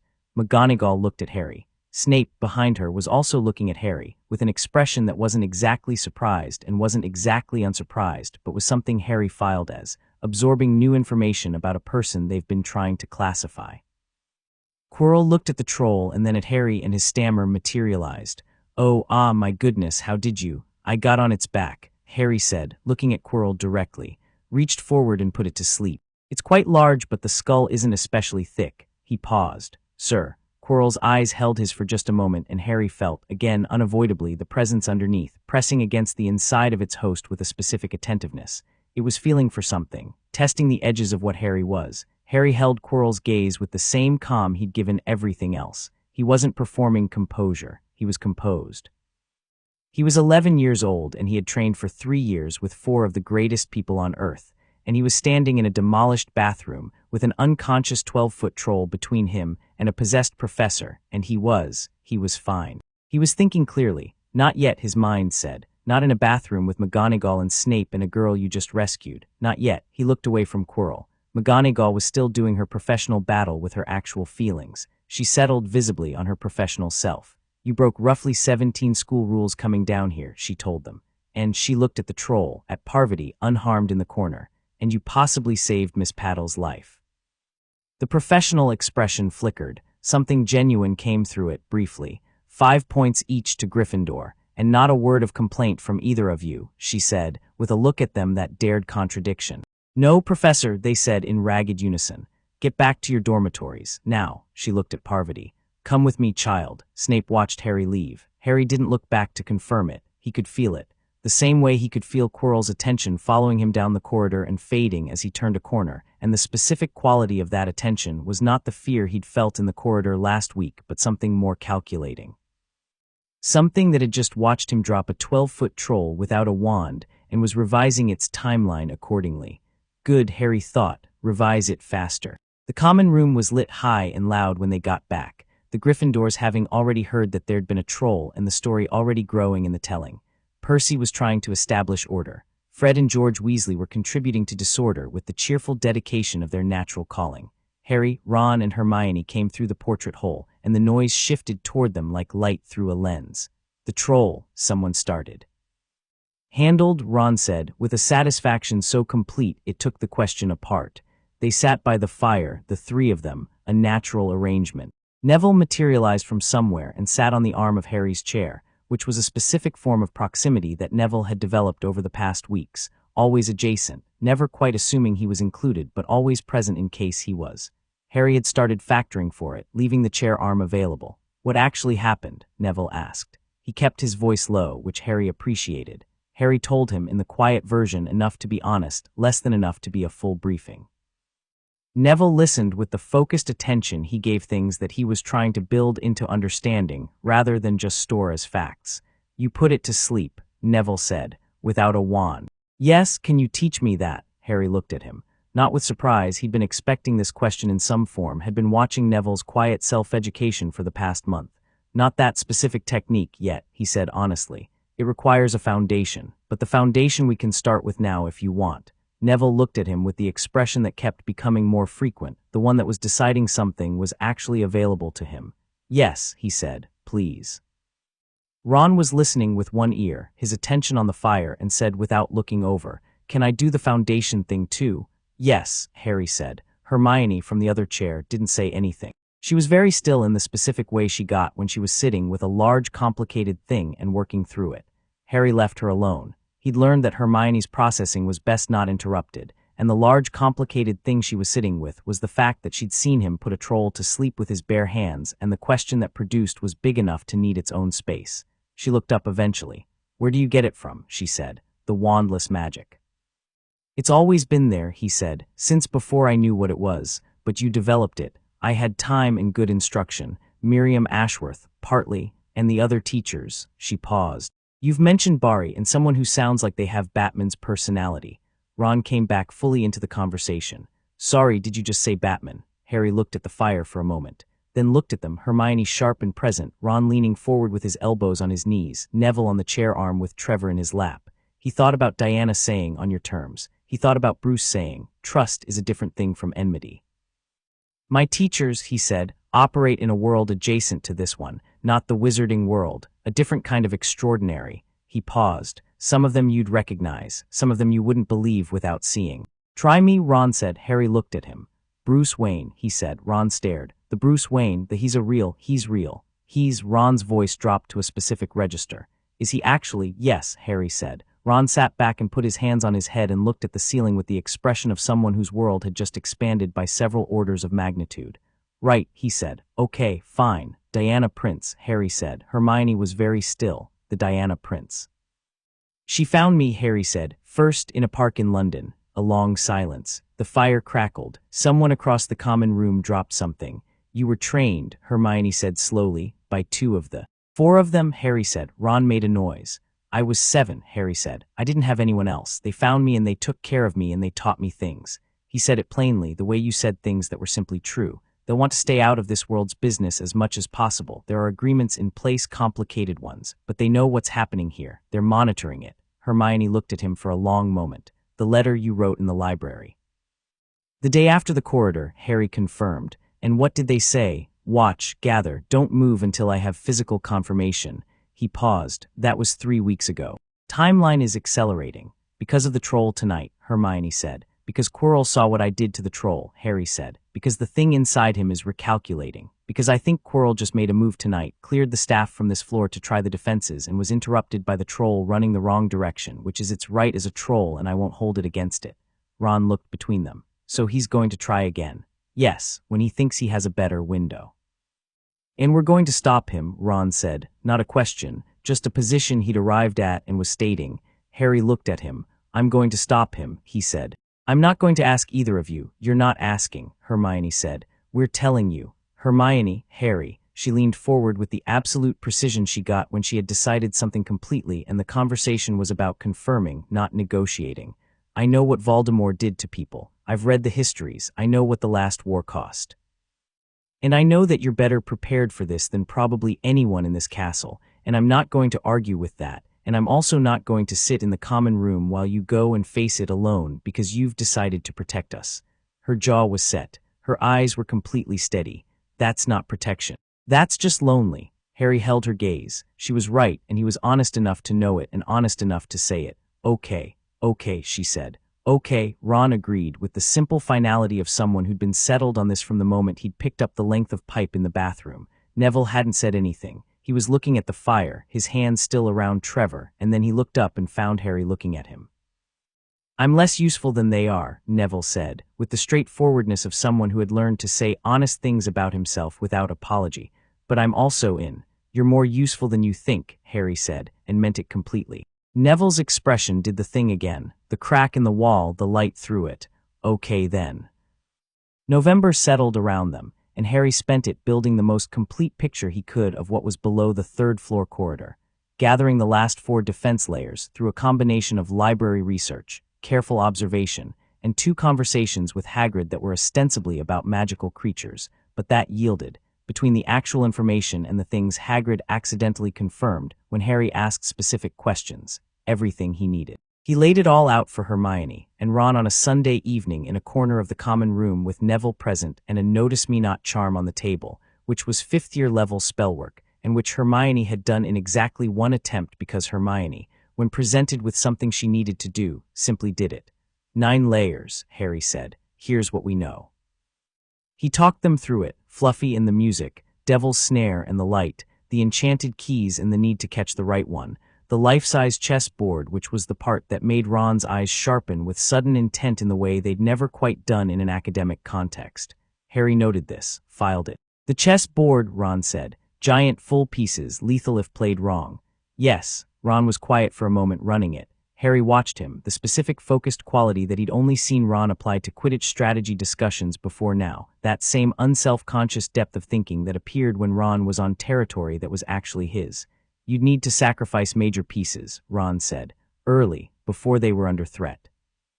The board will play aggressively. It's designed to stop intruders, which means it won't play safe. It'll press every advantage immediately. He looked up. I can win that. I know, Harry said. Ron blinked. You knew you'd need me for that. I'd hoped. At her knowing for certain. Something in Ron's face settled, not just pleased, but something more than that. The specific feeling of being seen accurately and correctly. What's after the chess? A troll already taken care of by tonight, lucky for us. Then a potions logic puzzle, which I can solve, Hermione said immediately. Which you can solve, Harry agreed. And then, the mirror, Hermione said. Her voice was slightly different. The mirror of Erist, it's at the end. Harry looked at her. How do you know that? I found a reference in Artifacts of Considerable Magical Power, cross-referenced with a Ministry import license from 1990 that lists Hogwarts as the delivery address.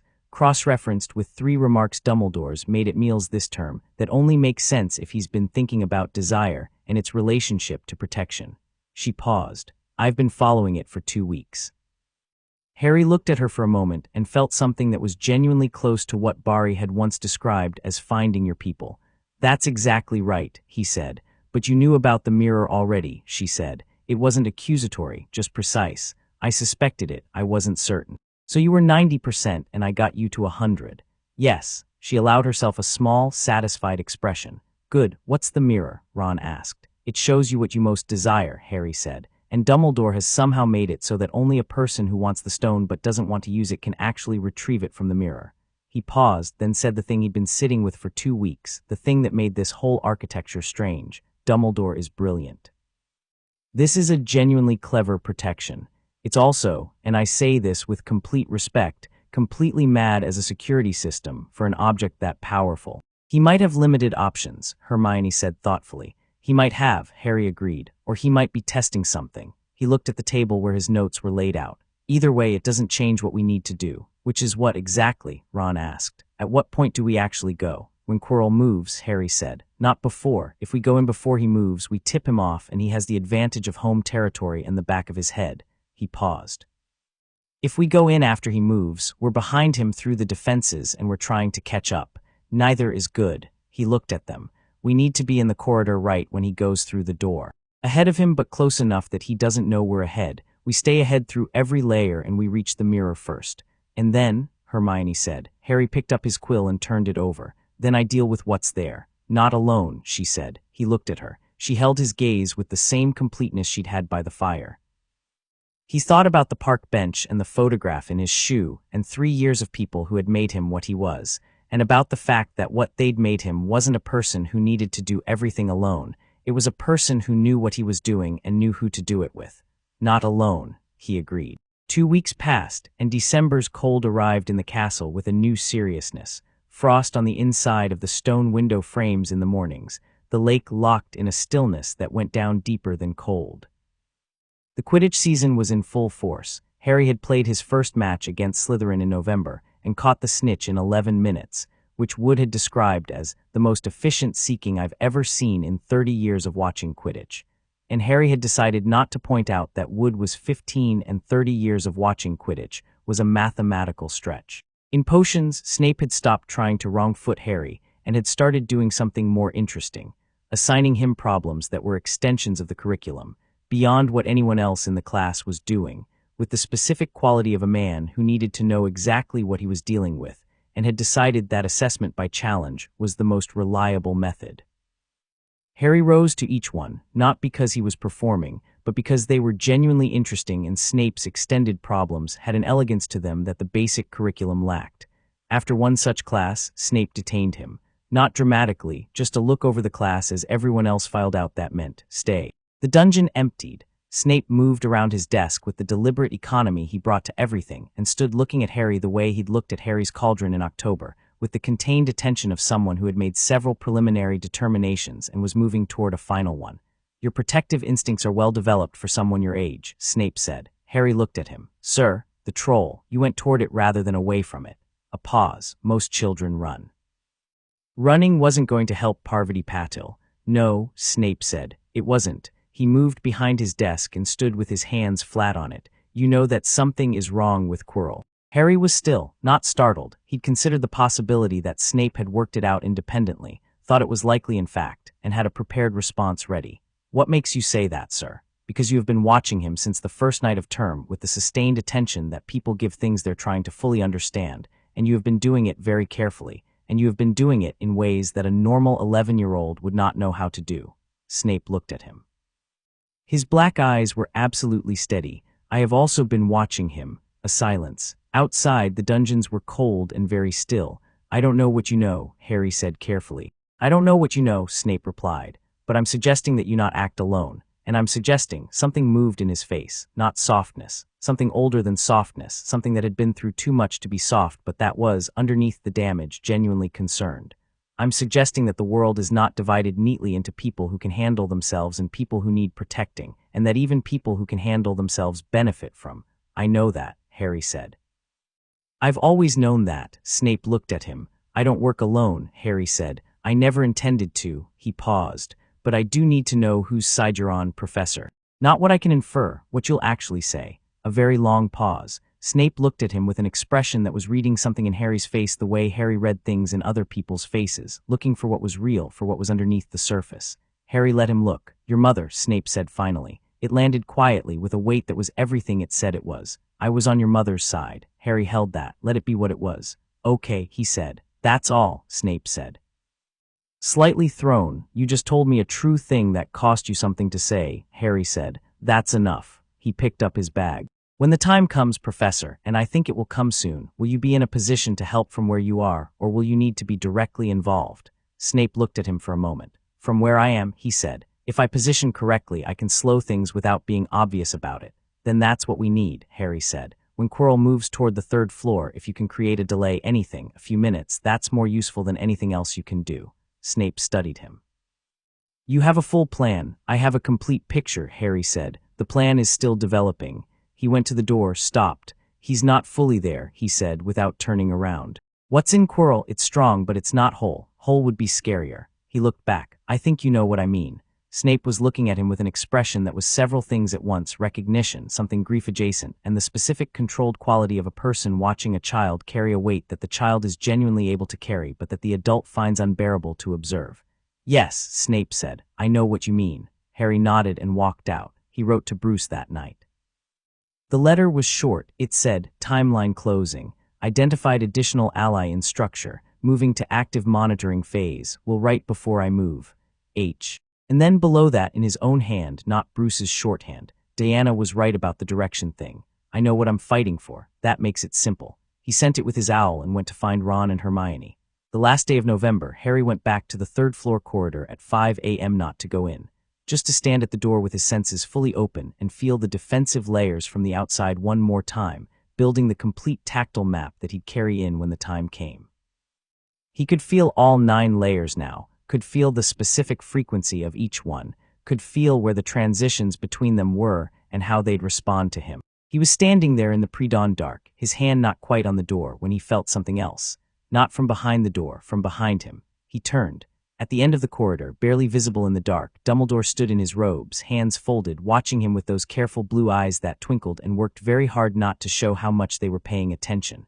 They looked at each other down the length of the corridor. "Mr. Potter," Dumbledore said. His voice was quiet, mild. The voice of someone beginning a conversation they'd been waiting to have.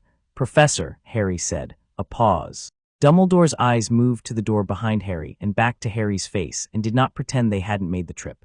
"Curious time for a walk," he said. "I'm mapping it," Harry said. No point lying. Dumbledore wasn't stupid, wasn't going to believe a misdirection, and Harry wasn't interested in starting this conversation on a false note. The defense layers, from outside the door. Another pause. If Dumbledore was surprised, he managed it with considerable skill. "You've identified the layers," he said. 9, I know all 9. Harry looked at him steadily. "I know what's at the end of them. I know who's trying to get there. And I think, Professor, that you know what I know." The corridor was very still. Dumbledore looked at him with the careful complexity of a man managing several things at once. The natural instinct to protect a child, the professional instinct to control a situation, the genuine surprise of someone encountering something that has exceeded his models of it. And underneath all that, something that might have been, that Harry thought was, something like respect. "You are not what I expected," Dumbledore said. "I know," Harry said. "I'm sorry if that creates complications." "It doesn't create complications," Dumbledore said, and something in his voice had changed, some of the management had come down. "It creates," he paused, choosing the word with genuine care. "It creates a different set of options." Harry looked at him for a long moment. "I need you to trust me," he said. "Not to handle this for me. I can handle it. I need you to trust that I can, and not to move pieces in ways I don't know about." Dumbledore looked at him, really looked at him, without the management, without the twinkling. Just the man looking at the boy he'd placed on a doorstep 10 years ago in November, who had become something that no doorstep had made him. And something in Dumbledore's expression did something complicated and painful and honest. "That," Dumbledore said quietly, "is the very least I owe you." Harry nodded once, then he turned back to the door, felt the layers one more time, committed them completely to memory. Then he walked back down the corridor, past Dumbledore, toward the stairs. "Mr. Potter," Dumbledore said behind him. Harry stopped but didn't turn. "Your mother," Dumbledore said, "had eyes that saw through things. I see her in that." A pause. "I'm glad you're here." Harry stood still for a moment. Then he went down the stairs and into the cold pre-dawn castle, with the floor plan in his head and the defense layers mapped and the problem almost solved, and thought about his mother's eyes in the photograph in a frame on his bedside table and everything that had led from a park bench to here, and felt for all of it, for every complicated and painful and extraordinary piece of it, deeply, honestly glad. Chapter 5. Through the Fire. The letter came back from Bruce on a Thursday morning in the first week of December, carried by a sleek gray courier owl that wasn't Harry's, and that landed on the table beside his breakfast with the specific certainty of something that knew exactly where it was going. Harry read it under the table with his other hand holding a piece of toast. "Timeline confirmed from our end. Monitoring signature consistent with your assessment. Target is mobile, active, and running short on patience. Recommend you finalize your approach window within the next 2 weeks. Watchtower is on standby. Do not wait for permission from us or from anyone in that building. You know what you're doing. Trust the 3 years. Be below that, Diana. I'll be at the perimeter from the 10th, not interfering, just close. D below that in Barry's handwriting, which was fast and slightly tilted like he'd written it while moving. Go get him, little man. P.S. The spatial awareness training was specifically for situations like this. You're welcome." Harry folded the letter into his inside pocket and ate his toast. Hermione, across the table, watched him pocket the letter with the expression she'd developed specifically for his league correspondence, somewhere between academic fascination and a patience she was exercising deliberately. "Well," she said. 2 weeks, Harry said. "Maximum." Ron, who was halfway through a bowl of porridge and a conversation with Neville about herbology of all things, caught the last word and came fully present. 2 weeks until what? "We move," Harry said, at a volume pitched for just the 4 of them. Ron put down his spoon. Neville's hand tightened slightly on Trevor. Hermione closed her book. "All right," Ron said. That was it. 3 words, no drama. Harry looked at the 3 of them. Hermione with her chin level, Ron with that simple, uncomplicated readiness he carried into everything that mattered, Neville with his jaw set in a way it hadn't been set at the beginning of term, and felt the particular solidity of having the right people in the right place. He looked back at his breakfast. "Eat," he said. "We've got potions." He set 3 conditions for himself before he would move, and he spent the next week making sure all 3 were met. First, he needed Snape in position. He'd had one more conversation with Snape since the dungeon, brief, precise, in a corridor after dinner when no one was paying attention, and had confirmed that Snape could create a delay at a key point if given a signal. The signal was simple. If Harry sent his owl to Snape's office between 7 and 8 in the evening, Snape would know and act accordingly. It was elegant. It didn't require Snape to know the full plan, didn't expose more than necessary, and gave Harry a buffer on the back end if something went differently than expected. Second, he needed to write to Bruce with a complete operational brief, because Bruce's standing instruction was document before you move, not after. The brief was detailed and specific, timeline, route, each defense layer and his approach to it, contingencies for 2 and 3 things going wrong simultaneously.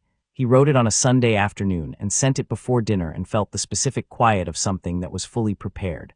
Third, he needed one more pass at the mirror's logic. He'd been thinking about the Mirror of Erised for weeks.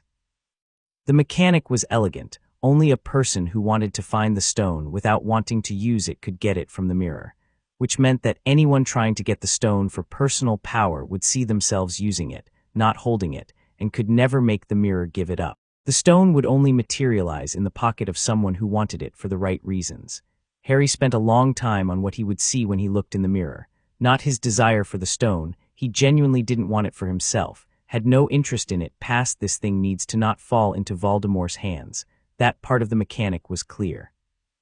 But the mirror showed you what you most desired, and he'd need to look at it honestly and know what he'd see, and know that it wouldn't freeze him in place the way it froze people who couldn't tear themselves away. He'd read about the mirror's effect on people. The danger wasn't that it showed you something terrible. The danger was that it showed you something wonderful, and wonderful was harder to turn away from. He thought about what he'd see. He knew what he'd see. A red-haired woman smiling, not the frozen smile of a photograph, but a real one, the kind with motion in it, the kind that was a person actually there. Maybe a dark-haired man beside her. Maybe the specific shape of a family that had never existed in any real morning. He sat with this knowledge on a Tuesday evening by the fire, alone, and let it be what it was, genuinely painful, genuinely real, genuinely his. He didn't minimize it or perform acceptance of it. Diana had told him once, grief that isn't honored becomes something else. Something that operates without your permission. He honored it now quietly in the firelight, and then he set it in a place where it could live without driving him and stood up and went to bed. He was ready. December 10th, Diana at the perimeter. He woke up that morning knowing, the way you knew the weather before you looked outside, a kind of atmospheric certainty. Not that today was the day, that today was close, that the window was here and narrowing. He went to breakfast and watched Quirrell. The professor was at the staff table with an energy Harry had never seen in him before, not the performed nervousness of his daily presentation, but something underneath that, a tension in his stillness, the specific quality of someone who had made a decision and was carrying the weight of it before they acted on it. His food was untouched. His eyes moved across the hall once and found Harry's table and moved away again, but in that one pass Harry felt the presence underneath surface briefly and pull back like a hand touching something hot. Harry looked at his toast. He looked at Hermione. She'd felt it too. She was watching him with her chin down slightly, a question in her eyes. He gave the smallest shake of his head. Not yet, tonight. She gave the smallest nod back. Okay. Ron was talking to George Weasley about something 2 seats down, but he'd been tracking Harry's face with his peripheral vision the way he tracked bludgers during practice, and when Harry looked at him, Ron gave him the raised eyebrow that meant, tonight. Harry gave him the look that meant, tonight. Ron turned back to George and said something about Quidditch with perfect naturalness. Harry ate his breakfast and went to his classes and spent the day in the calm, concentrated state that he'd learned to maintain in the tower when something was coming, not heightened, not tight, just fully present. Every class, every conversation, every corridor transition, present and clear. He sent Snape's owl at 7:30. His own owl, Athena, a small tawny bird with enormous opinions, took the letter with the businesslike grip of a professional and was gone out the owlery window before Harry had fully processed sending it. He stood in the cold owlery for a moment, listening to the other owls shifting and settling, and breathed the cold air, and then he went to find the others. They were in the common room when he got there. the three of them, which told him they'd read the timing the same way he had. Hermione with her bag packed with specific things, Ron with his hands resting loose on his knees in the way he rested them when he was ready, Neville sitting beside him with Trevor nowhere visible, which meant he'd left the toad safely in the dormitory and had made the deliberate decision to have both hands free. Harry stood in front of them. The common room was busy elsewhere, Saturday evening noise from the rest of Gryffindor, people playing Exploding Snap, Percy reading by the window, Fred and George doing something with a fanged frisbee that Percy would notice in approximately 2 minutes. The Notice Me Not charm was up on their corner. "It's tonight," Harry said. Nobody said anything. Nobody needed to. "I'm going first," he said. "Through each layer first. You follow as close as you can. If something separates us at any point," he looked at each of them, "you don't come back for me. You keep moving forward or you get out. Understood?" "Understood," said Hermione, in a tone that communicated she understood this was the instruction and also that it would not survive contact with actual events. "Ron," Harry said, "the chessboard is yours, you know it." "I know it," Ron said. "Hermione, the logic puzzle at the end, you've been preparing for it. I've worked through 14 variations of the standard Snape formula. I'll solve it." "And Neville," Harry looked at him. Neville met his gaze with a steadiness that hadn't been there in September. "If anything happens before we get to the door, if we get separated in the upper floors, if there's a problem getting in, you go to McGonagall. You tell her specifically what I told you about Quirrell. Not a suggestion, that's your job." "I understand," Neville said, with the quiet certainty of someone who had decided exactly what they were. Harry nodded. "Then let's go." The corridor on the 3rd floor was silent. They moved through the castle by a route Harry had finalized over 3 months of early mornings, a combination of standard corridors and 2 passages that didn't appear on any map he'd found, but that he'd located by acoustic mapping. Faster than the obvious route, less observed. The castle at 8:30 on a Saturday was not empty, but the traffic was predictable and Harry moved them through the gaps with a precision that left no room for chance encounters. They reached the 3rd floor. The corridor was dark and still. At the far end the door stood closed. Harry stopped them 20 feet from it and stood with his senses open. The 9 layers were there intact, and beyond them nothing else yet. Quirrell hadn't moved. He had the floor. "We're first," he said quietly. "That's good," Ron said. "Yes." Harry looked at the door. "Stay together until we can't." He walked forward and put his hand on the door and felt it unlock under his palm. Not a trick, just the direct application of intention to a magical mechanism, the same principle as everything else. The door opened. The room beyond smelled of animal and warmth, and in the dark the breathing of something enormous came from the middle of the floor with a regularity that suggested sleep, but the sleep of something that could stop sleeping very quickly indeed. 3 pairs of eyes caught the light from the corridor as Harry moved in, 6 eyes total, 2 per head, 3 heads, all at different stages of the sleep cycle. The harp in the corner was still playing. Barely audible but present, it had been charmed to keep playing, and the 2 outer heads were fully under. The middle head was starting to surface. Harry didn't look for the harp's controls. He walked to the middle of the room, stood still, and hummed low, precise, the specific frequency that Miriam had demonstrated once with a different application, but that the same principle governed. The sound came from somewhere at the base of his chest and didn't need to be loud to do what it did. The middle head turned toward it, its enormous eyes going glassy, and then it went down with its siblings, and all 3 heads were out. Behind him, he heard Hermione's breath catch. "Trapdoor," he said, and found it. They went down. Devil's Snare was exactly what he'd expected, deep, dark, and reaching. The feel of it intelligent in the specific way plants weren't supposed to be, but sometimes were, its tendrils spreading across the chamber floor with the patient opportunism of something that had been waiting.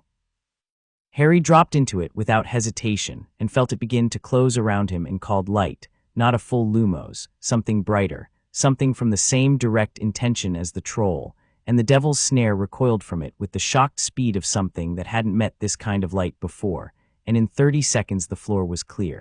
Ron dropped through and landed and immediately started sinking.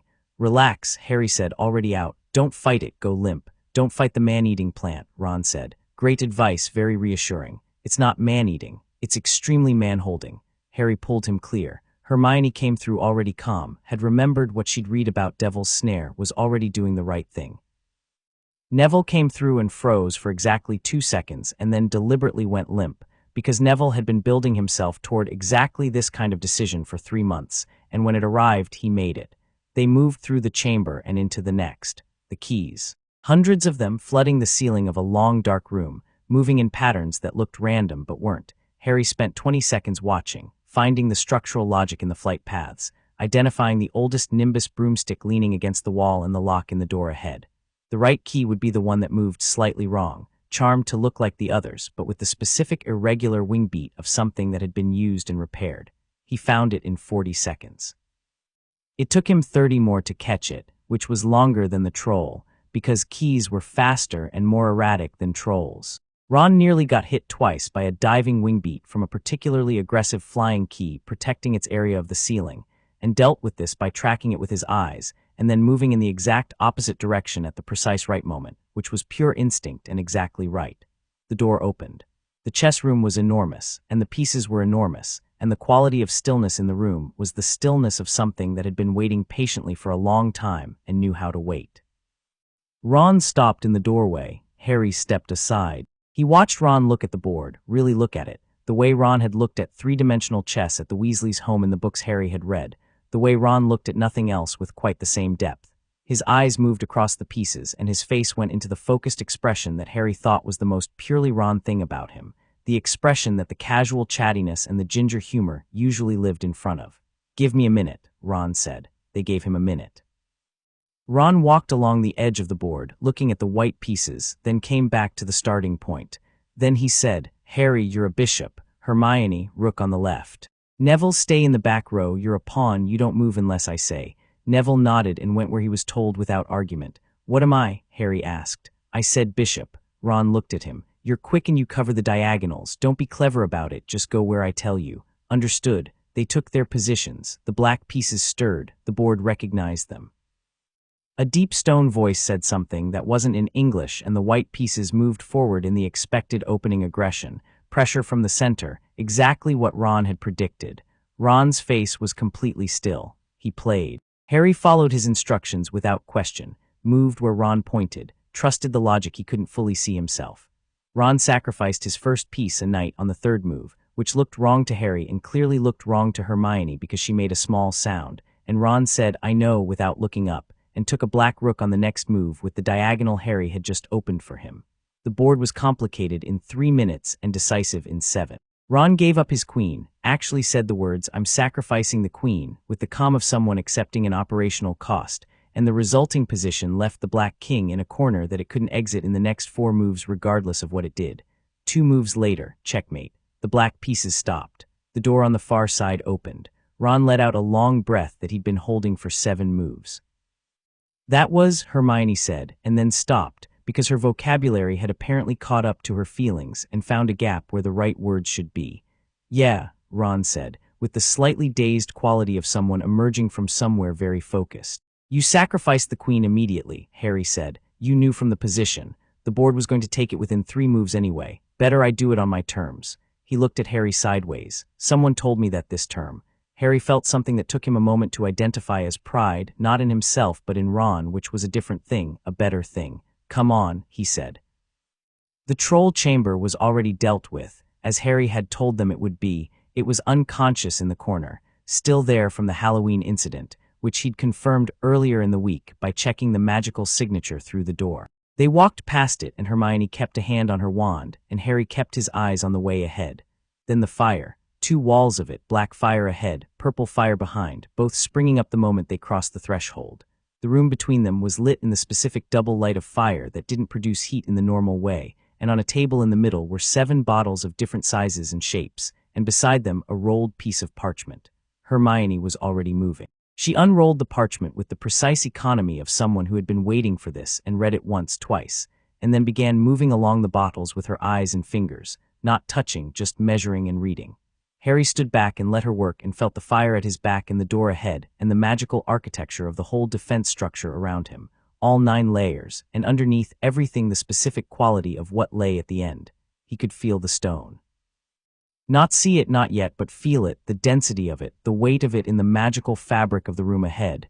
It was there. It was real. "This is brilliant," Hermione said, half to herself. Her finger moved along the bottles. "It's a logic puzzle with no magical solution. You can't just force your way through, you have to think." She looked up. "Most wizards would be stopped here." "That was the point," Harry said. The smallest bottle, she picked it up, looked at it, looked at the parchment, put it back, picked up the second from the left. "This one, this takes you forward. How much is in it?" "Enough for one." They looked at each other. The black fire ahead crackled with a patience that was almost alive. Behind them, the purple fire cut them from the last chamber. "I go forward," Harry said. "Harry, Hermione." He looked at her directly. "The purple fire takes you back. You take Ron and Neville back through to the chess room, back up through the trapdoor, and you send for McGonagall. You tell her everything. And you contact my people. You know how. I gave you the contact protocol 3 days ago."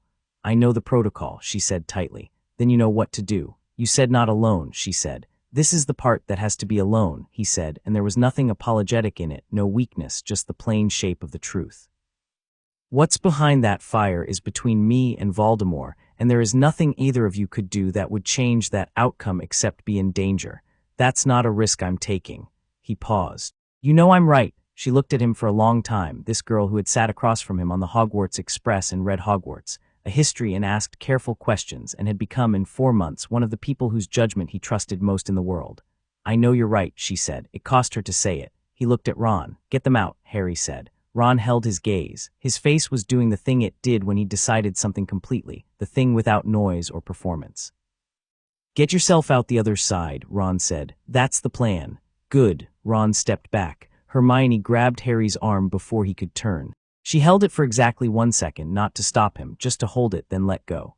"Go," she said. He uncorked the bottle and drank it. The potion was cold, not temperature cold, but something that moved through him like clean air in a cold place, settling everything, sharpening everything, the opposite of heat.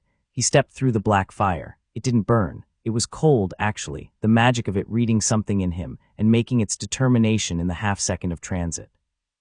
He stepped through into the last chamber. The Mirror of Eris stood in the center of a circular stone room, and it was the largest mirror Harry had ever seen, floor to ceiling, framed in gold so old it had gone a color that wasn't quite gold anymore, and the inscription along the top read, "Eris stra eru oit ube kafru oit on wosi." He looked at it as he walked toward it and did not look into it yet, keeping his eyes on the frame rather than the glass, the way you didn't look directly at the sun. He scanned the room first. Empty. Quirrell hadn't been here yet, which meant Snape's delay had worked, and Harry had the advantage he'd been counting on. He crossed to the mirror and stood in front of it and took one steady breath. Then he looked in. The woman in the mirror was smiling. Real smile, not photograph, full and warm, the kind that had been waiting. Her eyes were his eyes exactly, and her hair was wild and red, and she was alive in the way his mother had never been alive in anything he'd ever seen. Beside her, a man with dark hair and glasses and a familiar face looked at Harry with an expression that was everything the word proud could possibly contain. Harry looked at them. He let it land completely, didn't manage it, didn't hold it at arm's length, let the wanting of it be exactly as enormous as it was.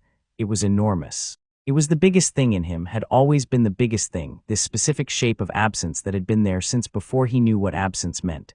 He stayed with it for 10 full seconds. Then his reflection in the mirror reached into its pocket and placed something in its palm. Small, blood-red, brilliant. The Philosopher's Stone. Harry felt his pocket grow heavy. He looked away from the mirror.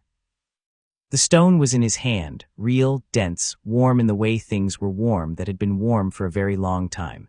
He closed his fingers around it and turned, and as he turned the door at the far side of the room opened. Quirrell walked in. He looked wrong immediately. The practiced nervousness was gone, stripped away, and what remained was someone who moved differently from the person Harry had watched for 3 months. Still Quirrell's body, same height, same turban, but the quality of motion was different, deliberate, confident, old. "I wondered," Quirrell said, no stammer, not a trace of it, "when the troll was handled, when I felt you in the corridor." He stopped 8 feet away, and he was looking at Harry with the specific attention of someone who had been thinking about this moment for a long time. "I wondered what was under the famous scar." "Now you know," Harry said. Quirrell's head tilted slightly. "Not yet." "But I will." His eyes moved to Harry's closed fist. "Give it to me." "No," Harry said, not theatrical, not a challenge, just a simple declarative sentence, the way you'd answer any question you'd already decided on. Something moved on Quirrell's face. "You're 11 years old," he said, and for the first time there was something underneath Quirrell's voice, a voice within a voice, deeper and older and wrong in the specific way of something that had been torn from its natural shape. "You don't understand what you're holding." "I understand perfectly," Harry said. "It's what you need to get your body back and start a war. I'm not going to give it to you." "Your parents," Quirrell started. "No," Harry said, and the word cut clean. You don't get to use my parents in this conversation." Quirrell's face shifted. The host person was receding. Harry could feel it, the presence underneath pushing through the surface with a hunger that had been waiting too long. I killed them, the voice within said. I killed them and I couldn't kill you. It was an inconvenience, that's all you are. The quality of it was wrong, not boasting, just factual, delivered by something that genuinely didn't understand why it was supposed to matter. Give me the stone and this ends quickly. What do you think is going to happen here? Harry said. He kept his voice even, conversational. This was important, not as a performance, but because he genuinely needed Voldemort to tell him his model of the situation, because a confirmed model was more useful than an assumed one. Quirrell's hands came up. They were shaking, but not with fear. There is power in this room that you cannot. Harry moved first, not toward Quirrell. He feinted right, moved left, created 2 feet of lateral separation, in a movement that Barry Allen had drilled into him 900 times. Misdirection at the initiation, not during, not after, at the initiation, and the spell Quirrell threw went into empty air. Harry felt it pass behind his shoulder. He moved again. Diagonal, closing. Quirrell's second spell was faster and better aimed, and Harry deflected it, hand up, intention forward, met the curse with a wall of raw magic that absorbed it the way stone absorbed rain, and kept moving. Quirrell threw a third. Harry felt the shape of it on its way. He'd been studying Quirrell's magical signature for 3 months, which meant he'd been studying this spell before he knew it was aimed at him, and the shape of how Quirrell moved his magic was familiar in the same way a voice became familiar. He knew when to move before he saw the gesture. He was inside Quirrell's reach. He grabbed Quirrell's wrist. What happened next was not something Harry had fully predicted, but it was something he'd been told about, had read about, once in a second-hand account of the night his parents died, a theory about the magical mechanics of sacrifice and protection that the academic literature treated as speculative, but that Miriam had called the most important piece of magical theory in the last 100 years. His mother's protection lived in him. Specifically, in his skin, in the physical boundary of his body, the most literal possible expression of the love that had placed itself between him and death. Contact with that boundary did to Voldemort's currently embodied form something that Voldemort had apparently not anticipated. Quirrell screamed. Harry held on. His hands were burning, not painfully, or not only painfully, but with the specific intensity of something doing a great deal of work very quickly. Quirrell's skin was blistering under his grip. The host body was being torn in 2 directions simultaneously, the protection in Harry pushing against the presence of the thing that had tried to kill him, and the thing that had tried to kill him pushing back with everything it had left. It had enough left to be dangerous. Harry was not afraid. He wanted to be clear with himself about this, not as bravado, not as performance, just as an accurate description of what was happening in him. He was holding a man who was also a piece of one of the most powerful dark wizards who had ever lived, and he was 11 years old and his hands were burning, and he was not afraid. He was focused. He was present. He was doing the thing that needed doing. Quirrell's form was deteriorating. The host was failing. Through the ruins of the face, Harry could see the presence within fighting to separate, to detach, to escape before the host gave out completely, and he could feel it, the disconnection beginning, the wraith quality of what remained of Voldemort pulling back from flesh that was burning. Now, Harry's mind said. He released Quirrell with one hand and put the other flat against the center of the turban. He didn't cast a spell.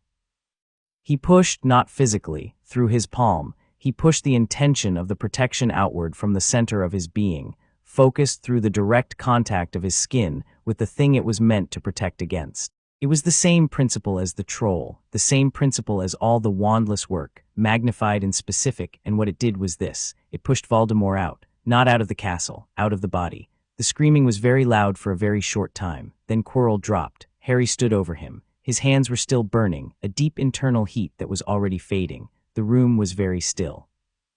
The mirror reflected him standing there, and behind him, over his shoulder, he thought he saw, for just a moment, a red-haired woman smiling. He looked at Quirrell. Alive. Barely. The host body had survived the separation, though only just, and what lived in it now was Quirrell alone, crumpled, broken, the used quality of someone who had been inhabited and then abandoned. Harry felt no satisfaction at this. He felt the specific exhaustion of something that had been working flat out for a long time finally stopping. He could feel the room where Voldemort had been. Not a presence, an absence, the ghost of a presence. Something that had been ripped loose from its anchor and had gone, not nowhere, because things like that didn't go nowhere, gone somewhere, diminished further.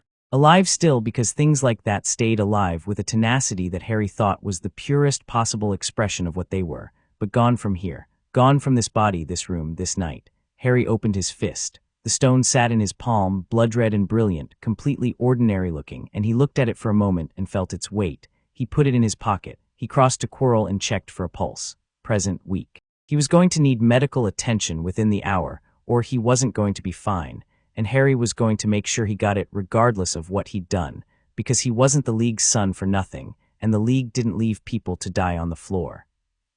He took his wand. He'd been carrying it since September, using it for school, comfortable with it in a way that was different from and complementary to the wandless work, and cast a stabilization charm that was third-year curriculum, and that he'd read because reading the next several years of curriculum in advance had seemed practical, and felt the charm settle around Quirrell's failing form. Then he stood up. He thought about sending a signal, but he'd already sent the owl to Snape, and Hermione had the contact protocol, and Dumbledore had been watching for exactly this movement, and the people at the perimeter were watching. The cavalry was already in motion. He didn't need to summon it. He looked at the mirror. He walked up to it and stood in front of it again, not to take anything from it. The stone was in his pocket, but because he wanted to look at it one more time with full knowledge of what it was and make a deliberate choice. His mother smiled in the glass. His father stood beside her. Behind them, just visible, two other shapes, one dark-haired and still, one taller and lit like something ancient, and between them a smaller figure moving fast, too fast to hold still even in a mirror's reflection. He smiled. He couldn't help it.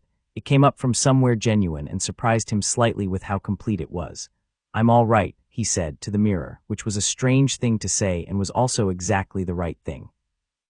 Then he turned and walked back across the room, past the black fire door. It let him through without the potion, reading something in him that it apparently found sufficient, and into the potion's room. Empty. Hermione and Ron and Neville were gone, which was exactly what he'd told them to do and exactly what he'd wanted to find.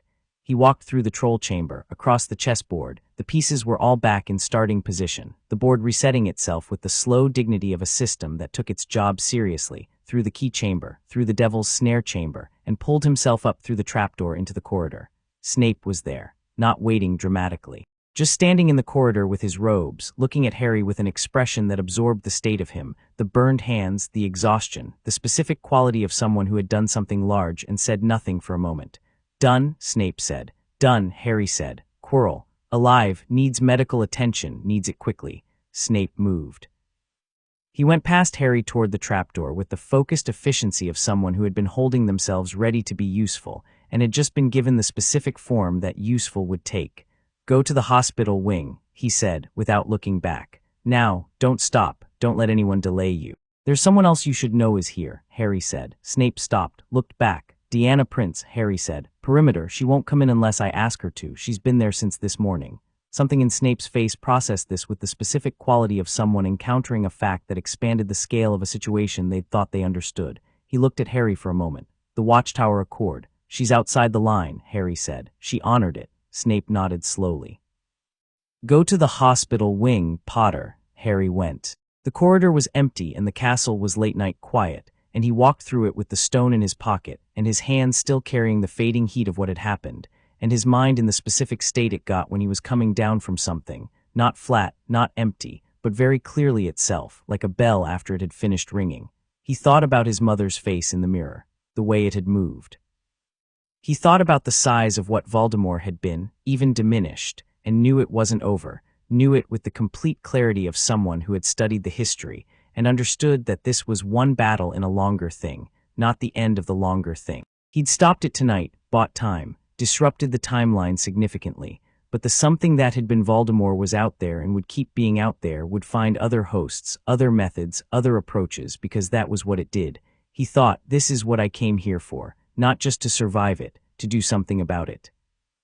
To be the person who could do something about it, not because a prophecy said so, and not because of a scar, and not because of a name in a textbook, but because he had made himself into someone capable of the doing. He reached the hospital wing and pushed the door open, and Madame Pomfrey was there immediately. She had the quality of someone who had been notified, or who simply had a medical professional's instinct for incoming events, and she looked at his hands and made a sharp sound and took his arm and had him on a bed before he'd quite decided to sit on one.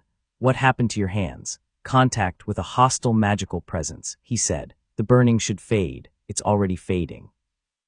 "That's not contact with. She was already doing something diagnostic that he let her do without resistance.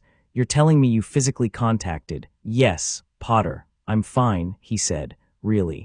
I need you to send someone to the 3rd floor for Quirrell. He needs medical attention. He's alive. I cast a stabilization charm, but he needs more than that.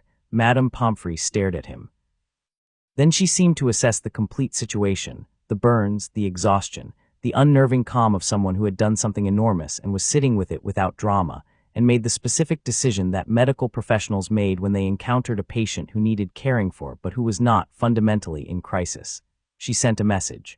She came back and began treating his hands, which had already stopped hurting. Her touch was efficient and careful. Harry sat on the hospital bed and looked at the high windows of the hospital wing, where the Scottish sky was doing the deep dark of a December night, and held the stone in his unbandaged hand for a moment before putting it on the bedside table. The door opened. Hermione came through it first, at something close to a run, which was not how Hermione moved when she was calm and was therefore useful information about her internal state. Ron was behind her, Neville behind him.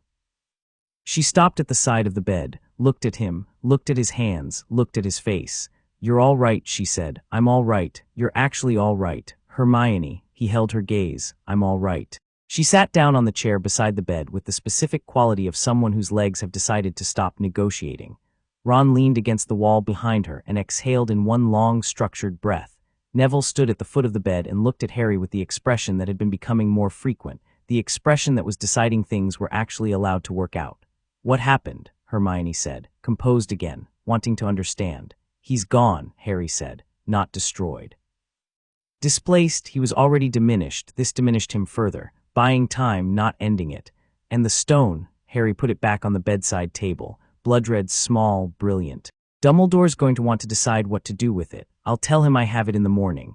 "You went in alone," Ron said, not accusatory, just noting. "I did, and you got out, and I got out." A pause. "You told us you would," Ron said, and the simplicity of his tone suggested that Ron had in fact decided to believe this and had spent the last 2 hours sitting with that decision. "So," he pushed off the wall. Right, Harry agreed. "We should probably sleep," Neville said, with the pragmatic sensibility that he was developing as a characteristic.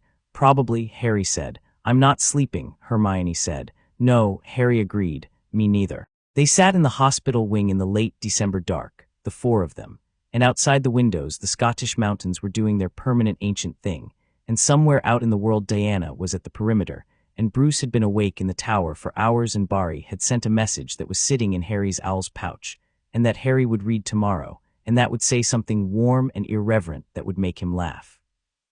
And the stone sat on the bedside table in the hospital wing of Hogwarts, reflecting the lamp light, blood-red and ordinary, and Harry looked at the ceiling and thought about his mother's face in the mirror moving like a real person moving, and felt for all of it, for the enormity and the pain and the truth of it, completely, solidly, unbrokenly himself. Chapter 6, the weight of what comes next. He slept eventually.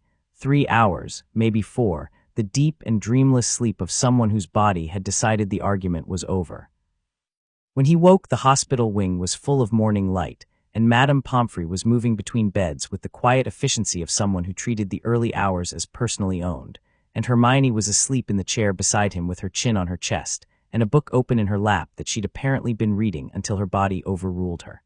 Harry lay still for a moment, and did what he always did on waking, ran a quick inventory. Hands healed, no residual burning. Madame Pomfrey's work was excellent. Body tired but functional, the kind of tired that a meal and a day would fix. Mind clear. The stone was still on the bedside table where he'd put it. He picked it up, felt its weight, and put it in his pocket where it would stay until he gave it to Dumbledore. He looked at Hermione.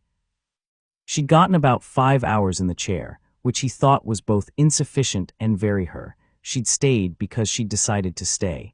And when her body gave out, it gave out in the chair rather than in a bed, because the bed would have felt like retreat. Ron was in the chair on the other side, also asleep, also upright, his head tilted back at an angle that was going to leave him with a sore neck, and that he'd probably complain about with good humor for most of the morning.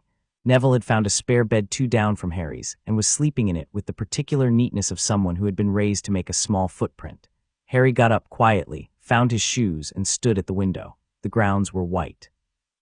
Snow had come overnight, not deep yet, a clean first dusting that covered the lawns and the edges of the lake, and made the castle look like something out of a story about itself. The mountains were gray and white and permanent. The lake was flat and dark in the middle where it was too deep to ice over, reflecting a sky that was trying to decide about the sun. He thought about last night. Not processing it, he'd done that in the dark, while Hermione read and Ron sat with his eyes open, and the hospital wing settled around them. He'd turned the whole thing over in the way Bruce had taught him to review an operation afterward, not for self-criticism, but for accuracy. What he'd done, why, how it had gone, where the gaps were. The gaps were, Voldemort was still out there, diminished further, bodiless again, but out there, which meant the long thing was still going. The gap was also, Quirrell. He'd checked 3 times in the night. Madame Pomfrey had confirmed he was alive, that the stabilization charm had held, that the damage to his body was severe and the recovery prognosis was uncertain. Harry had sat with that and hadn't tried to make it comfortable, because it wasn't comfortable, because Quirrell had been used up by something that had needed a vessel, and Harry had removed the vessel, and the vessel was a person, and what had happened to it was real. He'd deal with both of those things in order. The sun decided to come out. It changed the snow entirely, turned it from white to something lit from within, and Harry stood at the window and watched it and thought about his mother in the mirror, and thought about Diana at the perimeter, and thought about what came next. Behind him, Hermione's book hit the floor. He turned. She was awake or had never been as deeply asleep as she'd looked, sitting up in the chair with the book retrieved from the floor and her hair doing what it did in the morning, which was everything, and her eyes were clear and immediate and already thinking. "You've been up a while," she said. "Not long. Did you sleep enough?" She looked at him with the look she had, the one that didn't accept convenient answers. Truthfully enough. She stood, stretched, put the book in her bag, looked at the window. Snow. Overnight. She was quiet for a moment. Then Dumbledore. "Today," Harry said. "This morning if he comes, if not, I'll go to him. And the stone goes back today." She nodded slowly. "What happens after that?" He'd been thinking about this. "The school year finishes. We go home for summer, you to your parents, me too." He paused, because home was a word with a complicated geography for him now. The Tower was where he'd lived. Diana's house in London was where he went on weekends. The Dursleys' house was the legal address that nobody actually meant by home. "My people," he finished. "And then next year." "Next year," he agreed. "It's not over," she said, not asking. "No," he said, "not close to over." He looked at her directly. "Voldemort is alive, diminished, out somewhere. He'll rebuild. He'll find another way in. He's been doing it for 10 years and losing hasn't made him stop, it's just made him patient." He paused. "There are things wrong with this school and with the ministry that are separate from Voldemort and that matter on their own terms. There are people here who are going to need things that the system therein won't give them." He glanced at Neville's sleeping form. "There's a lot of next year." Hermione looked at him. Something in her expression was building toward a decision that she'd clearly been making for a while and was now finalizing. "When I go home," she said, "I'm going to tell my parents everything. About this year, about you, about—" She paused. "About the fact that this world has a war in it that isn't finished and that I'm in the middle of it. They're going to be worried," Harry said. "Yes," she said simply, "but they should know. They chose this when they let me come here. They deserve to know what they chose." She met his eye. "My father's going to want to shake your hand. My mother's going to want to ask you approximately 600 questions." "I'll do my best," Harry said. She looked at the window. "Do you think he'd let me? Bruce Wayne, I mean, if I wanted to learn some of what you learned." Harry thought about this, really thought about it because it deserved the thought. "Diana would say yes immediately," he said. "Bruce would say yes if he thought you were serious." "I am serious. I know." He looked at her. "I'll ask." She turned back from the window and there was something different in her expression now, not the careful managed composure of someone who'd been sitting through a long night, but something more open, decided. "Thank you," she said, "for trusting me with it, all of it. Thank you for being trustworthy," he said. She looked slightly startled by the directness of it. Then she smiled, a real one, not the restrained expression she wore when something was just intellectually satisfying, but a full one, and Harry thought he didn't see it often enough, and would make a point of causing it more frequently. Ron's neck cracked loudly as he straightened up, and he said, "Ow," with complete conviction.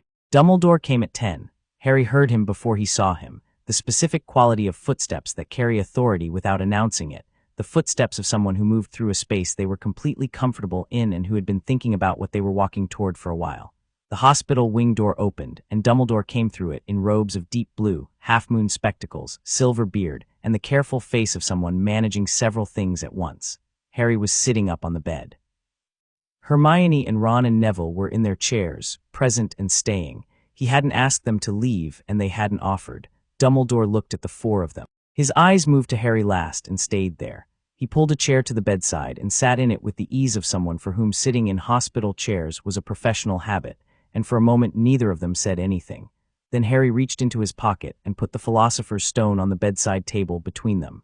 Dumbledore looked at it. His face did something complicated that Harry watched without trying to read too quickly. Then Dumbledore picked it up, turned it over once, and held it in his closed hand. "I imagine," he said, "that you know what I'm going to say. I imagine I know some of it," Harry said. A pause. Dumbledore looked at him with those eyes that had something alive in them, not the performance of alertness but the real thing, the quality of a mind that had been working for a very long time and hadn't stopped. "I owe you several things," he said. "An apology is chief among them." "Yes," Harry said. The directness of it landed on Dumbledore visibly. He'd expected, Harry thought, a degree of deflection, the politeness of an 11-year-old not quite ready to hold an adult to account. He'd miscalculated, which Harry thought was becoming a theme in how Dumbledore related to him. "Privet Drive," Dumbledore said. "Privet Drive," Harry confirmed. "I made a decision," Dumbledore said, "based on the protection your mother's sacrifice created, and on my belief that the specific circumstances of a blood relation would anchor that protection most effectively. I believed this was the right decision. I made it without—" He stopped. The sentence had more weight in the pause than whatever he'd been going to complete it with. "I made it without adequate consideration of what that home was." "You knew," Harry said, not as an accusation. Just as a fact that he'd established and was stating.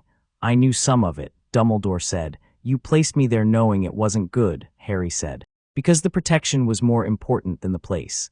Dumbledore held his gaze. He didn't deflect. "Yes," he said, "that is what I believed. I'm not going to tell you it was the wrong call on the protection logic," Harry said. "I don't know enough of the magical theory to contradict it, but I'm going to tell you that 10 years in that house would have made me someone different, not better, different. And that I'm telling you this not as something you need to apologize for, but as something you need to know, going forward." He paused. "Because you're going to want to make decisions about my future, and I need you to understand what I'm working from." Dumbledore was very still. He looked at Harry with an expression that was processing something significant, and Harry thought he saw, behind the famous face, a man who was genuinely sitting with the weight of what he was hearing, rather than managing his way around it. "Diana Prince found me," Harry said, "when I was 7. She brought me to people who gave me 3 years of things that Privet Drive never would have." He kept his voice even. "I'm not angry at you for what happened. I'm telling you what I know so that we can work together honestly or not at all, and I'd prefer the former." A long pause. "Work together," Dumbledore said. "Yes," Harry said. "You have information I need, and I have capabilities you need, and Voldemort is still out there, and I have no interest in spending the next 7 years playing a role in someone else's plan when I'm capable of understanding the whole board." He held Dumbledore's gaze. "I want to know what you know. The prophecy, the Horcruxes." Dumbledore went very still. "I've read a great deal," Harry said, "about the magical theory of soul-splitting. About what it would take to survive what Voldemort survived in 1981. There are a limited number of explanations. The most coherent one involves objects, more than one." He let this sit for a moment. "I'm not asking you to tell me everything today. I'm telling you that I know the shape of it and that when you're ready to talk about it honestly, I'm ready to hear it." Another long pause. Dumbledore's hands holding the stone were very still. "You are," he said finally, quietly, "not what I expected." "I know," Harry said. "I'm aware of what you expected. I read The Rise and Fall of the Dark Arts, all 3 volumes, and great wizarding events of the 20th century, and notable magical names of our time, and I understand that I was supposed to be a symbol, and that symbols are most useful when they don't know they're symbols." He met Dumbledore's eyes. "I'm not a symbol. I'm a person who is going to help you fix this, but not if you keep things from me to manage the outcome." Dumbledore looked at him for what felt like a very long time. Then something happened in his expression that Harry hadn't seen there before, something that came down. Something that had been held very carefully for a long time, not from weakness, but from the habit of a person who had spent decades being the one who held everything, letting something down. "No more managing," Dumbledore said. Not easily, it cost something to say it, but he said it fully. "No more managing," Harry agreed. Dumbledore looked at the stone in his hand. "I am going to destroy this," he said. "Nicholas and Perenelle have agreed. They've lived long enough," they said, "and long life bought at such a cost isn't something they'd choose again." He closed his hand around it. "It should have been done sooner." "Yes," Harry said. "And Quirrell," Dumbledore said. His voice was careful. "He was used," Harry said. "I know what he did. I know what he let himself be used for." But he was used, and what's in that bed in the other ward is a person who was inhabited by something that took everything from him, and I don't know how to weigh that, and I'm not going to pretend I do." He paused. "He needs proper care." "He'll have it," Dumbledore said. "And an honest investigation," Harry said. "Not swept under something for the Ministry's convenience." Dumbledore looked at him. "You've thought about the Ministry." "I've thought about everything," Harry said. "The Ministry is going to be a problem. What happened last night is going to come out in some form, and when it does, the way the Ministry handles it matters. I've seen enough of how institutions manage inconvenient truths to know it needs watching." "And you intend to watch it," Dumbledore said. "I intend to be in a position where I understand what's happening and can act on it," Harry said. "That's different from watching." Dumbledore was quiet for a moment. Then he said, "The Watchtower Accord." Harry looked at him. "It was partially my creation," Dumbledore said. 20 years ago, when the League's operations first intersected with our world in ways that could no longer be ignored. The agreement was specific." He paused. "Deanna Prince honored it last night. She stayed at the perimeter." "Yes," Harry said. "She's been in your life for 4 years," Dumbledore said, and then, more quietly, "I'm glad of it." He said it the way he'd said the corridor thing, simply, with the weight of actual feeling. "I'm glad she found you." Harry held this, then nodded once. "There is something else," Dumbledore said. He reached into his robes and produced something small, a letter, old, sealed with wax that had been broken and refolded. "Your mother wrote this. She gave it to me the autumn before." He stopped. "She asked me to give it to you when I judged the time right." He set it on the bedside table beside where the stone had been. "I judged the time right some years ago, and I kept it anyway. That is one of my many failures." He stood. "I'll leave you now." He looked at Harry one more time. Then at Ron and Hermione and Neville, each in turn, with an expression that absorbed something about each of them and settled. "You have good people around you," he said to Harry. "I know," Harry said. Dumbledore left, the door closed. The hospital wing was very quiet. Harry looked at the letter. He didn't pick it up yet. Hermione and Ron and Neville were all looking at him, and none of them said anything, which was the most considerate thing any of them had done yet, and that was saying something. He picked it up, his mother's handwriting. He'd never seen it before, hadn't known what it looked like, and it was a real person's handwriting, quick and slightly slanted, the writing of someone who had strong feelings about getting the words down before they got away. His name on the envelope, just Harry. He opened it carefully along the fold and unfolded the single page inside. "Harry, if you're reading this, then things didn't go the way I wanted them to. I'm sorry about that. I imagine you've been told the story or most of it, and I imagine whoever told you told it the way stories get told, dramatic and large. The truth is smaller, and I want you to have the smaller version.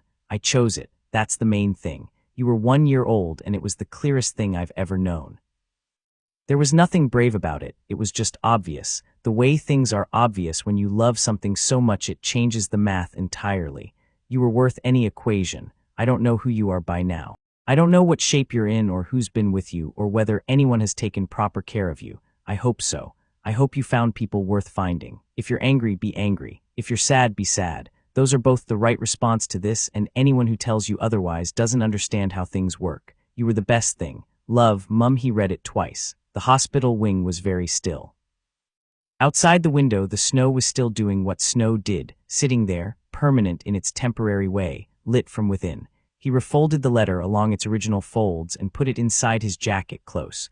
Ron looked at the window. Hermione looked at her hands. Neville looked at the floor, and Trevor, who had materialized from somewhere, sat on the bed beside Harry's knee. "Okay," Ron said after a while, "just the one word, the right word." "Yeah," Harry said, "that was all that needed saying." Madame Pomfrey discharged him at noon on the condition that he ate a full lunch, slept a full night, and did not under any circumstances engage with any additional dark wizards, possessed professors, or enchanted artifacts before the Christmas holiday.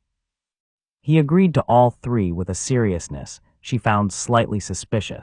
The great hall was loud and bright and normal in the way that normal felt extraordinary after the last 12 hours, and Harry sat down with his people and ate his lunch and let the noise of 500 students being ordinary wash over him. He ate more than he expected to. His body had decided it had earned it, and he agreed. Word was spreading in the way word spread at Hogwarts, not from any announcement but from the particular current of student knowledge that moved faster than official communication and contained about 60% accuracy. What people knew, something had happened, something involving Quirrell, something involving Harry. The something was large. He was aware of the looks, more of them than usual and a different quality. The ordinary famous person attention he'd gotten since September had a new register in it now. harder to articulate, something between reassessment and something warmer. Draco Malfoy was watching him from across the hall with an expression that Harry took a moment to read properly. Not hostility, exactly. Not the calculating social hostility of the first few months. Something more complicated, something that looked like a person encountering information that didn't fit the model they'd built, and not knowing yet what to do with that. Harry met his gaze across the hall, briefly, and didn't perform anything. Just looked as clearly as he looked at everything and looked away. The expression on Draco's face afterward, from Harry's peripheral vision, was something he'd have to revisit later. Something was shifting in Draco, slowly, under the weight of what not getting the reactions he expected did to a person over time. Harry didn't know yet what it would shift into. He kept it in the ledger. Percy Weasley came to the table specifically to say something to Harry, which involved Percy organizing himself internally for about 30 seconds before saying, "I want you to know, from a prefect's perspective, that last night's events were exceptional, in the truest sense of the word." He paused. The fact that 4 first years navigated 9 individual defense layers in a single night is objectively extraordinary. Another pause. "I'm telling you this formally, because I believe in acknowledging exceptional things formally." "Thank you, Percy," Harry said. Percy nodded, returned to his section of the table with the satisfied bearing of a person who had done what propriety required, and Ron looked at Harry and said, "That's Percy," in the tone of someone explaining a phenomenon. "I like him," Harry said. Ron blinked. "You do. He means it. Everything he says he means." Harry ate a piece of pie. "That's not nothing." Ron looked at Percy with the thoughtful expression of someone seeing something familiar from an unfamiliar angle. "I suppose he does," he said. The afternoon mail brought 2 owls. The first was from the Weasley family home, a letter from Molly Weasley addressed to Ron and Harry both, which Harry found so unexpectedly warm that he read it twice. It was long and slightly frantic and full of specific worry and specific love, and ended with, "Harry, if you are without plans for any part of the Christmas holiday, we would very much like to have you. There is always room. There is always food. Please consider this a standing invitation and not a polite formality." Signed with a signature that had 5 exclamation marks, which Harry thought was exactly the right number for that signature. He put it in his pocket with his mother's letter. The second owl was from outside the castle, dropping through the owlery window into Harry's hands with the practiced delivery of something that knew its route well. He opened it at the table. Barry's handwriting. "Heard from B that it went down last night. Full debrief when you're back in London, but the short version is, extremely well done, and also we had a pool going on the timeline, and I wanted on record that I said December. Diana said November. Bruce said, and I'm quoting, December if he's being careful. You were careful and in December, so I'm calling that a joint win. See you soon, little man." B. Harry laughed. Actually laughed out loud at the table in the Great Hall, which caused Hermione to look at him with surprise and Ron to lean over immediately to find out what was funny, which made Harry hand him the letter, which caused Ron to read it and look up with an expression that said the reality of Barry Allen was something his brain was still processing fully. "He runs faster than light," Ron said. "Yes, and he had a pool going." "Yes." Ron looked at the letter again. "I like him," he said. "I thought you would," Harry said. Neville had read the letter over Ron's shoulder. He handed it back to Harry with a careful expression. "They care about you," he said. "Yes," Harry said. "They do." Neville looked at the table for a moment, then looked up. "I'm going to write to my gran tonight," he said. "And I'm going to tell her it was a good term." Something in the way he said it was definitive, not a statement about what the term had been, but about what he'd decided it meant. "She keeps waiting for me to confirm her worries. I'm going to tell her I'm not going to." Harry looked at him. "Good," he said. Neville's jaw was set in the way it had been set going through the trapdoor. "Yeah," he said. "I think so too." The afternoon went long and golden and cold through the castle windows, the snow on the grounds catching the late light and doing the specific winter thing where everything looked both smaller and more significant. Exam preparations were technically happening in the common room, but everyone's attention was elsewhere, drifting toward the holidays, toward home, toward the comfortable loosening that came at the end of a first term. Harry went for a walk. By himself, which was something he did occasionally, and which the others had learned was not withdrawal. He'd be back. He was always back. It was just that sometimes he needed to think with his feet moving.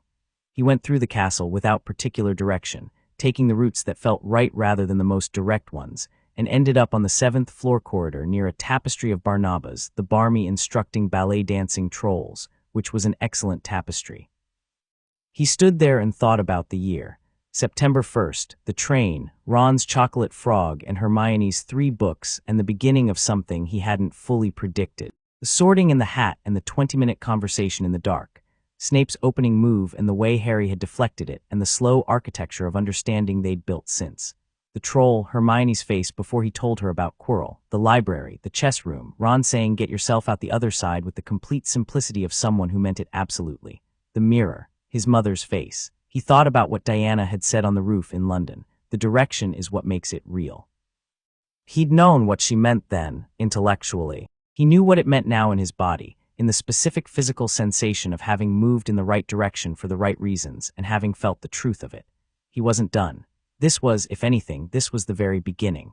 Voldemort was out there, and the ministry was what it was, and the school had the things wrong with it that he'd been cataloging all year, and there were people in it, Neville, specifically, but not only Neville, who were going to need more than the system they were in could give them. He was going to do something about all of it. Not because the prophecy said so. He'd heard enough about the prophecy in Dumbledore's oblique references to know its outline, and his honest reaction to prophecy as a concept was the same as his honest reaction to most systems of predetermined thinking, interesting as data, insufficient as a plan. He was going to do something about it because it was the right thing to do and because he was capable of it, and because Diana had told him that the direction was the whole thing, and he knew, without any uncertainty, what direction he was pointing. He turned to go back. A voice said, "Potter." He turned. Draco Malfoy was standing at the end of the corridor. He'd come from the direction of the tapestry, probably the same vague wandering impulse that had brought Harry here, and he looked not hostile, which was the first thing Harry checked, and not calculating, which was the second. He looked like someone who had been thinking hard about something and had decided to say the thing he'd been thinking. Harry waited. "What happened last night?" Draco said, and stopped. His face was doing the complex thing again. "My father said, he said Quirrell was a weak man. That last year and the year before, Quirrell came back from, wherever he went, different. Wrong." He paused. "My father knew something was wrong and didn't say anything to anyone." Harry looked at him steadily. This was a specific kind of moment, the kind where a person was offering something that cost them something, and the right response was to receive it without diminishing it. "Did you know?" Harry asked. "No," Draco said, immediately without qualification. I don't." He stopped, tried again. "My father's choices aren't mine," he said, and the precision of it suggested it was something he'd been working toward for a while. Harry held this carefully. Draco Malfoy at 11 was not Lucius Malfoy, which was a fact Harry had been carrying since September. The father's shadow wasn't the sun's shape, not yet, and whether it became the sun's shape was still an open question. What Draco had just done, standing in a corridor and saying that specific thing, was the kind of moment that could go several ways and that the next words in the conversation could push one direction or another. "Okay," Harry said. Draco blinked. "That's all you're going to say?" "What would you like me to say?" Not sharply, genuinely. Draco looked at him with an expression that was working through something. "I tried to at the start of term," he said. "I tried to."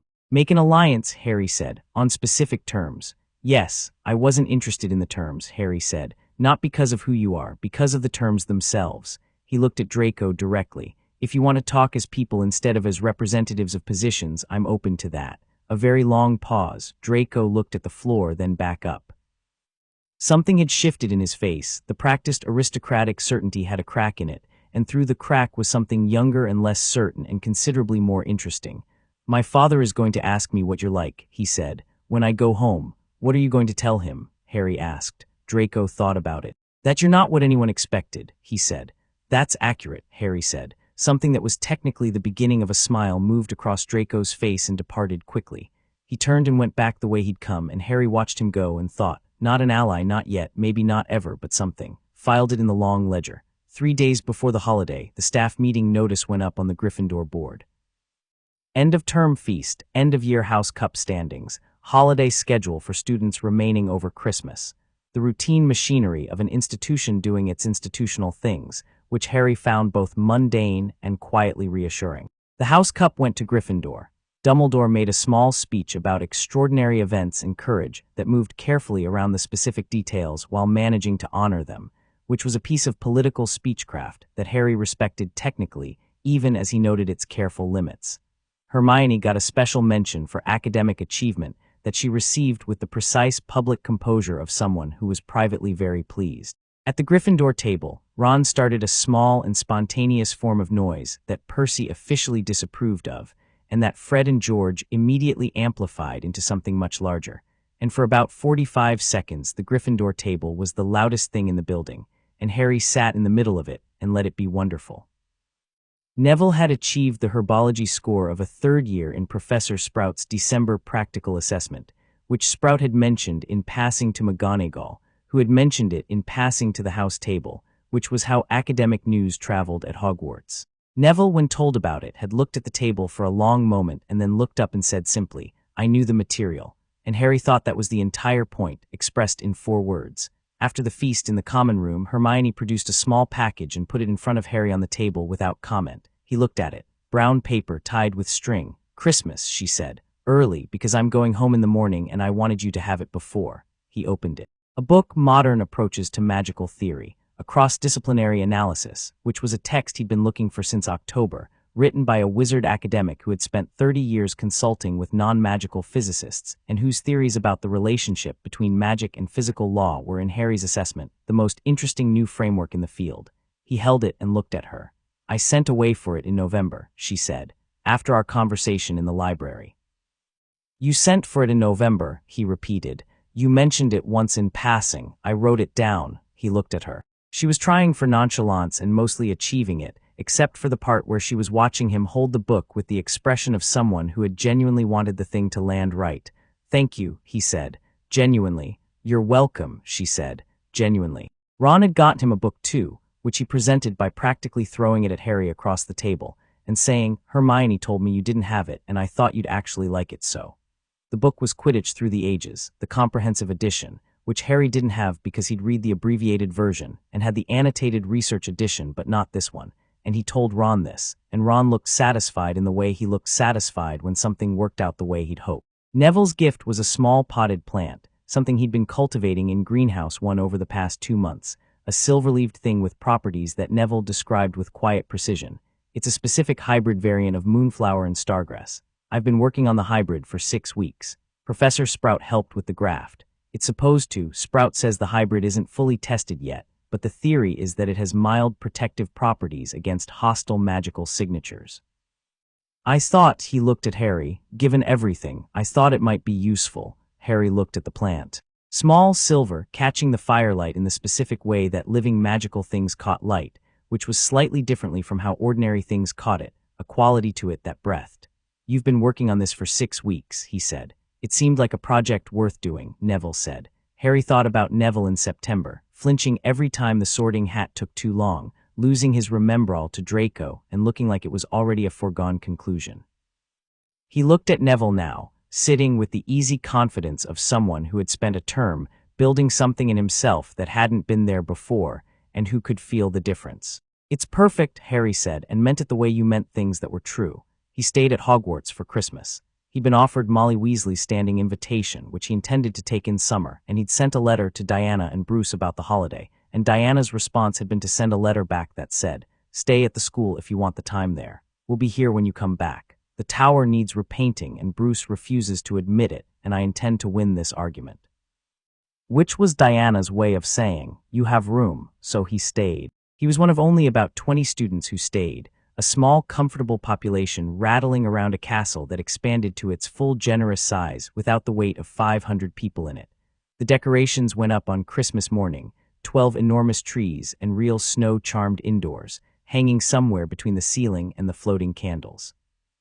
He ate an enormous breakfast and walked the grounds in the morning, the snow fresh and empty, his breath visible in the cold air, the mountains doing the permanent thing. He'd written to Bruce the night before. Not the operational letter. He'd write that letter properly in January, with the full debrief. This was a different letter. Shorter, he'd sat with the blank page for a while before he wrote it, and then he wrote 3 things. The stone is with Dumbledore and will be destroyed. Quirrell is alive. Voldemort is displaced further, still out there. For the record, the spatial awareness training was specifically relevant. Barry was right to mention it. The bigger thing, I'm staying here, not because I have to, because the work here is real and the people here are real and there's something wrong with this world that I can actually do something about.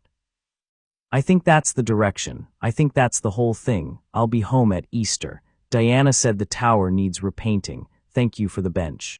I know that was Diana, but tell her I mean both of you. Harry he'd sent it and gone to bed and woken on Christmas morning to the grounds empty and white and the castle around him breathing. He walked to the third-floor corridor after breakfast because he wanted to. Not to go in, the trapdoor was empty now, the defenses already partially dismantled. Fluffy, reportedly rehomed to a location Hagrid was emotional about and secretive about in equal measure. He stood in the corridor where the door was and felt the absence of the 9 layers, the specific quality of a defended space that had fulfilled its purpose and been cleared. It felt lighter, emptier, done. He stood there for a while. Then he went to the library because he had books he wanted and time to read them, and no one was going to tell him he couldn't. The new year came in quietly and January came back cold and deliberate, and the students came back noisier and more themselves after 2 weeks at home. Hermione came back with 3 new books, and the specific energized quality of someone who had told their parents something large and had been received properly. Ron came back with a package of food from Molly Weasley that was somehow still warm, and that he distributed around the Gryffindor common room with the uncalculating generosity of someone who had always lived in a house where there was enough to share. Neville came back with a small notebook full of his grandmother's plant encyclopedia entries, annotated in his own hand with observations from his greenhouse work, and Harry saw him show it to Professor Sprout on the first day back and saw Sprout's expression, the specific expression of a teacher seeing a student who had arrived at something real over a holiday, and thought, yes, exactly that. And Harry came back with a plan, not a dramatic plan, a long one. A real one built from the understanding he'd developed over the first term, and the conversations with Dumbledore in the hospital wing, and the knowledge of what was coming, Voldemort rebuilding somewhere, the Ministry doing what it would do, the things wrong with this world that needed someone to stand against them with something more than hope and tradition, and the expectation that the good guys always worked it out. He came back with a plan, and it was 6 years long, and it started today, and it involved the 3 people who were waiting for him in the common room when he came through the portrait hole. Ron had exploding snap on the table. Hermione had her books. Neville had Trevor and the notebook. All 3 of them looked up when he came in. "Good Christmas?" Ron asked. "Good Christmas," Harry said. He sat down, picked up a card. "Deal me in." "You're going to win," Ron said, dealing. "Probably," Harry said. "You always win." "Not always." "When didn't you win?" Harry thought about it. "The Devil's Snare," he said. "I was slower than I should have been. I've been thinking about plant-specific counter-techniques." "Neville, I want to pick your brain this week about what you know about Devil's Snare's light sensitivity mechanism." Neville looked up with the expression that had no wall left in it at all. "I know quite a lot about it, actually," he said. "I thought you might," Harry said. "Should I be taking notes?" Hermione said, already reaching for her quill. "You're always taking notes," Ron said. "I find it useful." "It's exploding snap. Context is everything," she said primly. Ron looked at Harry with the expression he used when Hermione did something that was simultaneously excessive and completely correct. Harry looked back with the expression he used to confirm that, yes, that was their life, and yes, it was exactly right. The fire was lit. The common room filled up around them with the noise of returning students and the ordinary miraculous machinery of a school doing what schools did. Outside the windows, January was doing its cold and permanent thing. Somewhere in the castle, a first year was attempting a spell that went sideways in a way that produced a distant, contained bang and the sound of Peeves laughing. The stone was gone, being destroyed. Voldemort was somewhere smaller and colder and further from his body than he'd been in November. Dumbledore was working with Harry rather than around him, which was imperfect and would remain imperfect but was real. Snape had aligned himself, quietly, in the way of someone paying a debt that had no end and no receipt, but that he paid anyway because that was what he'd chosen. Diana was in London, winning the paint argument probably, and Bruce was in the tower, and Barry was moving too fast for any ordinary morning to catch, and Clark was somewhere choosing restraint for the 1,000th time because that was what capable people did, and Harry was here. In Gryffindor in January, in a school that had things wrong with it that needed fixing, surrounded by 3 people who had walked through 9 defense layers with him because they'd decided to. On his own terms, he played his card. Ron immediately accused him of cheating, which was ridiculous and also wrong and also the best way to start a Wednesday. Hermione said the rules technically didn't preclude what Harry had done, which didn't help Ron's position and made it worse. Neville fed Trevor a small piece of toast and watched the argument develop with the expression of someone content to be exactly where they were. The fire crackled. The mountains outside were doing the mountains thing. The new year was doing the new year thing, which was to say it was opening up ahead of them, large and complicated and full of the specific kind of trouble that Harry had spent 3 years preparing for, and that he was going to walk into with his eyes open and his people beside him. He was ready. He'd been ready since the park bench. He had a very long way to go. He couldn't wait.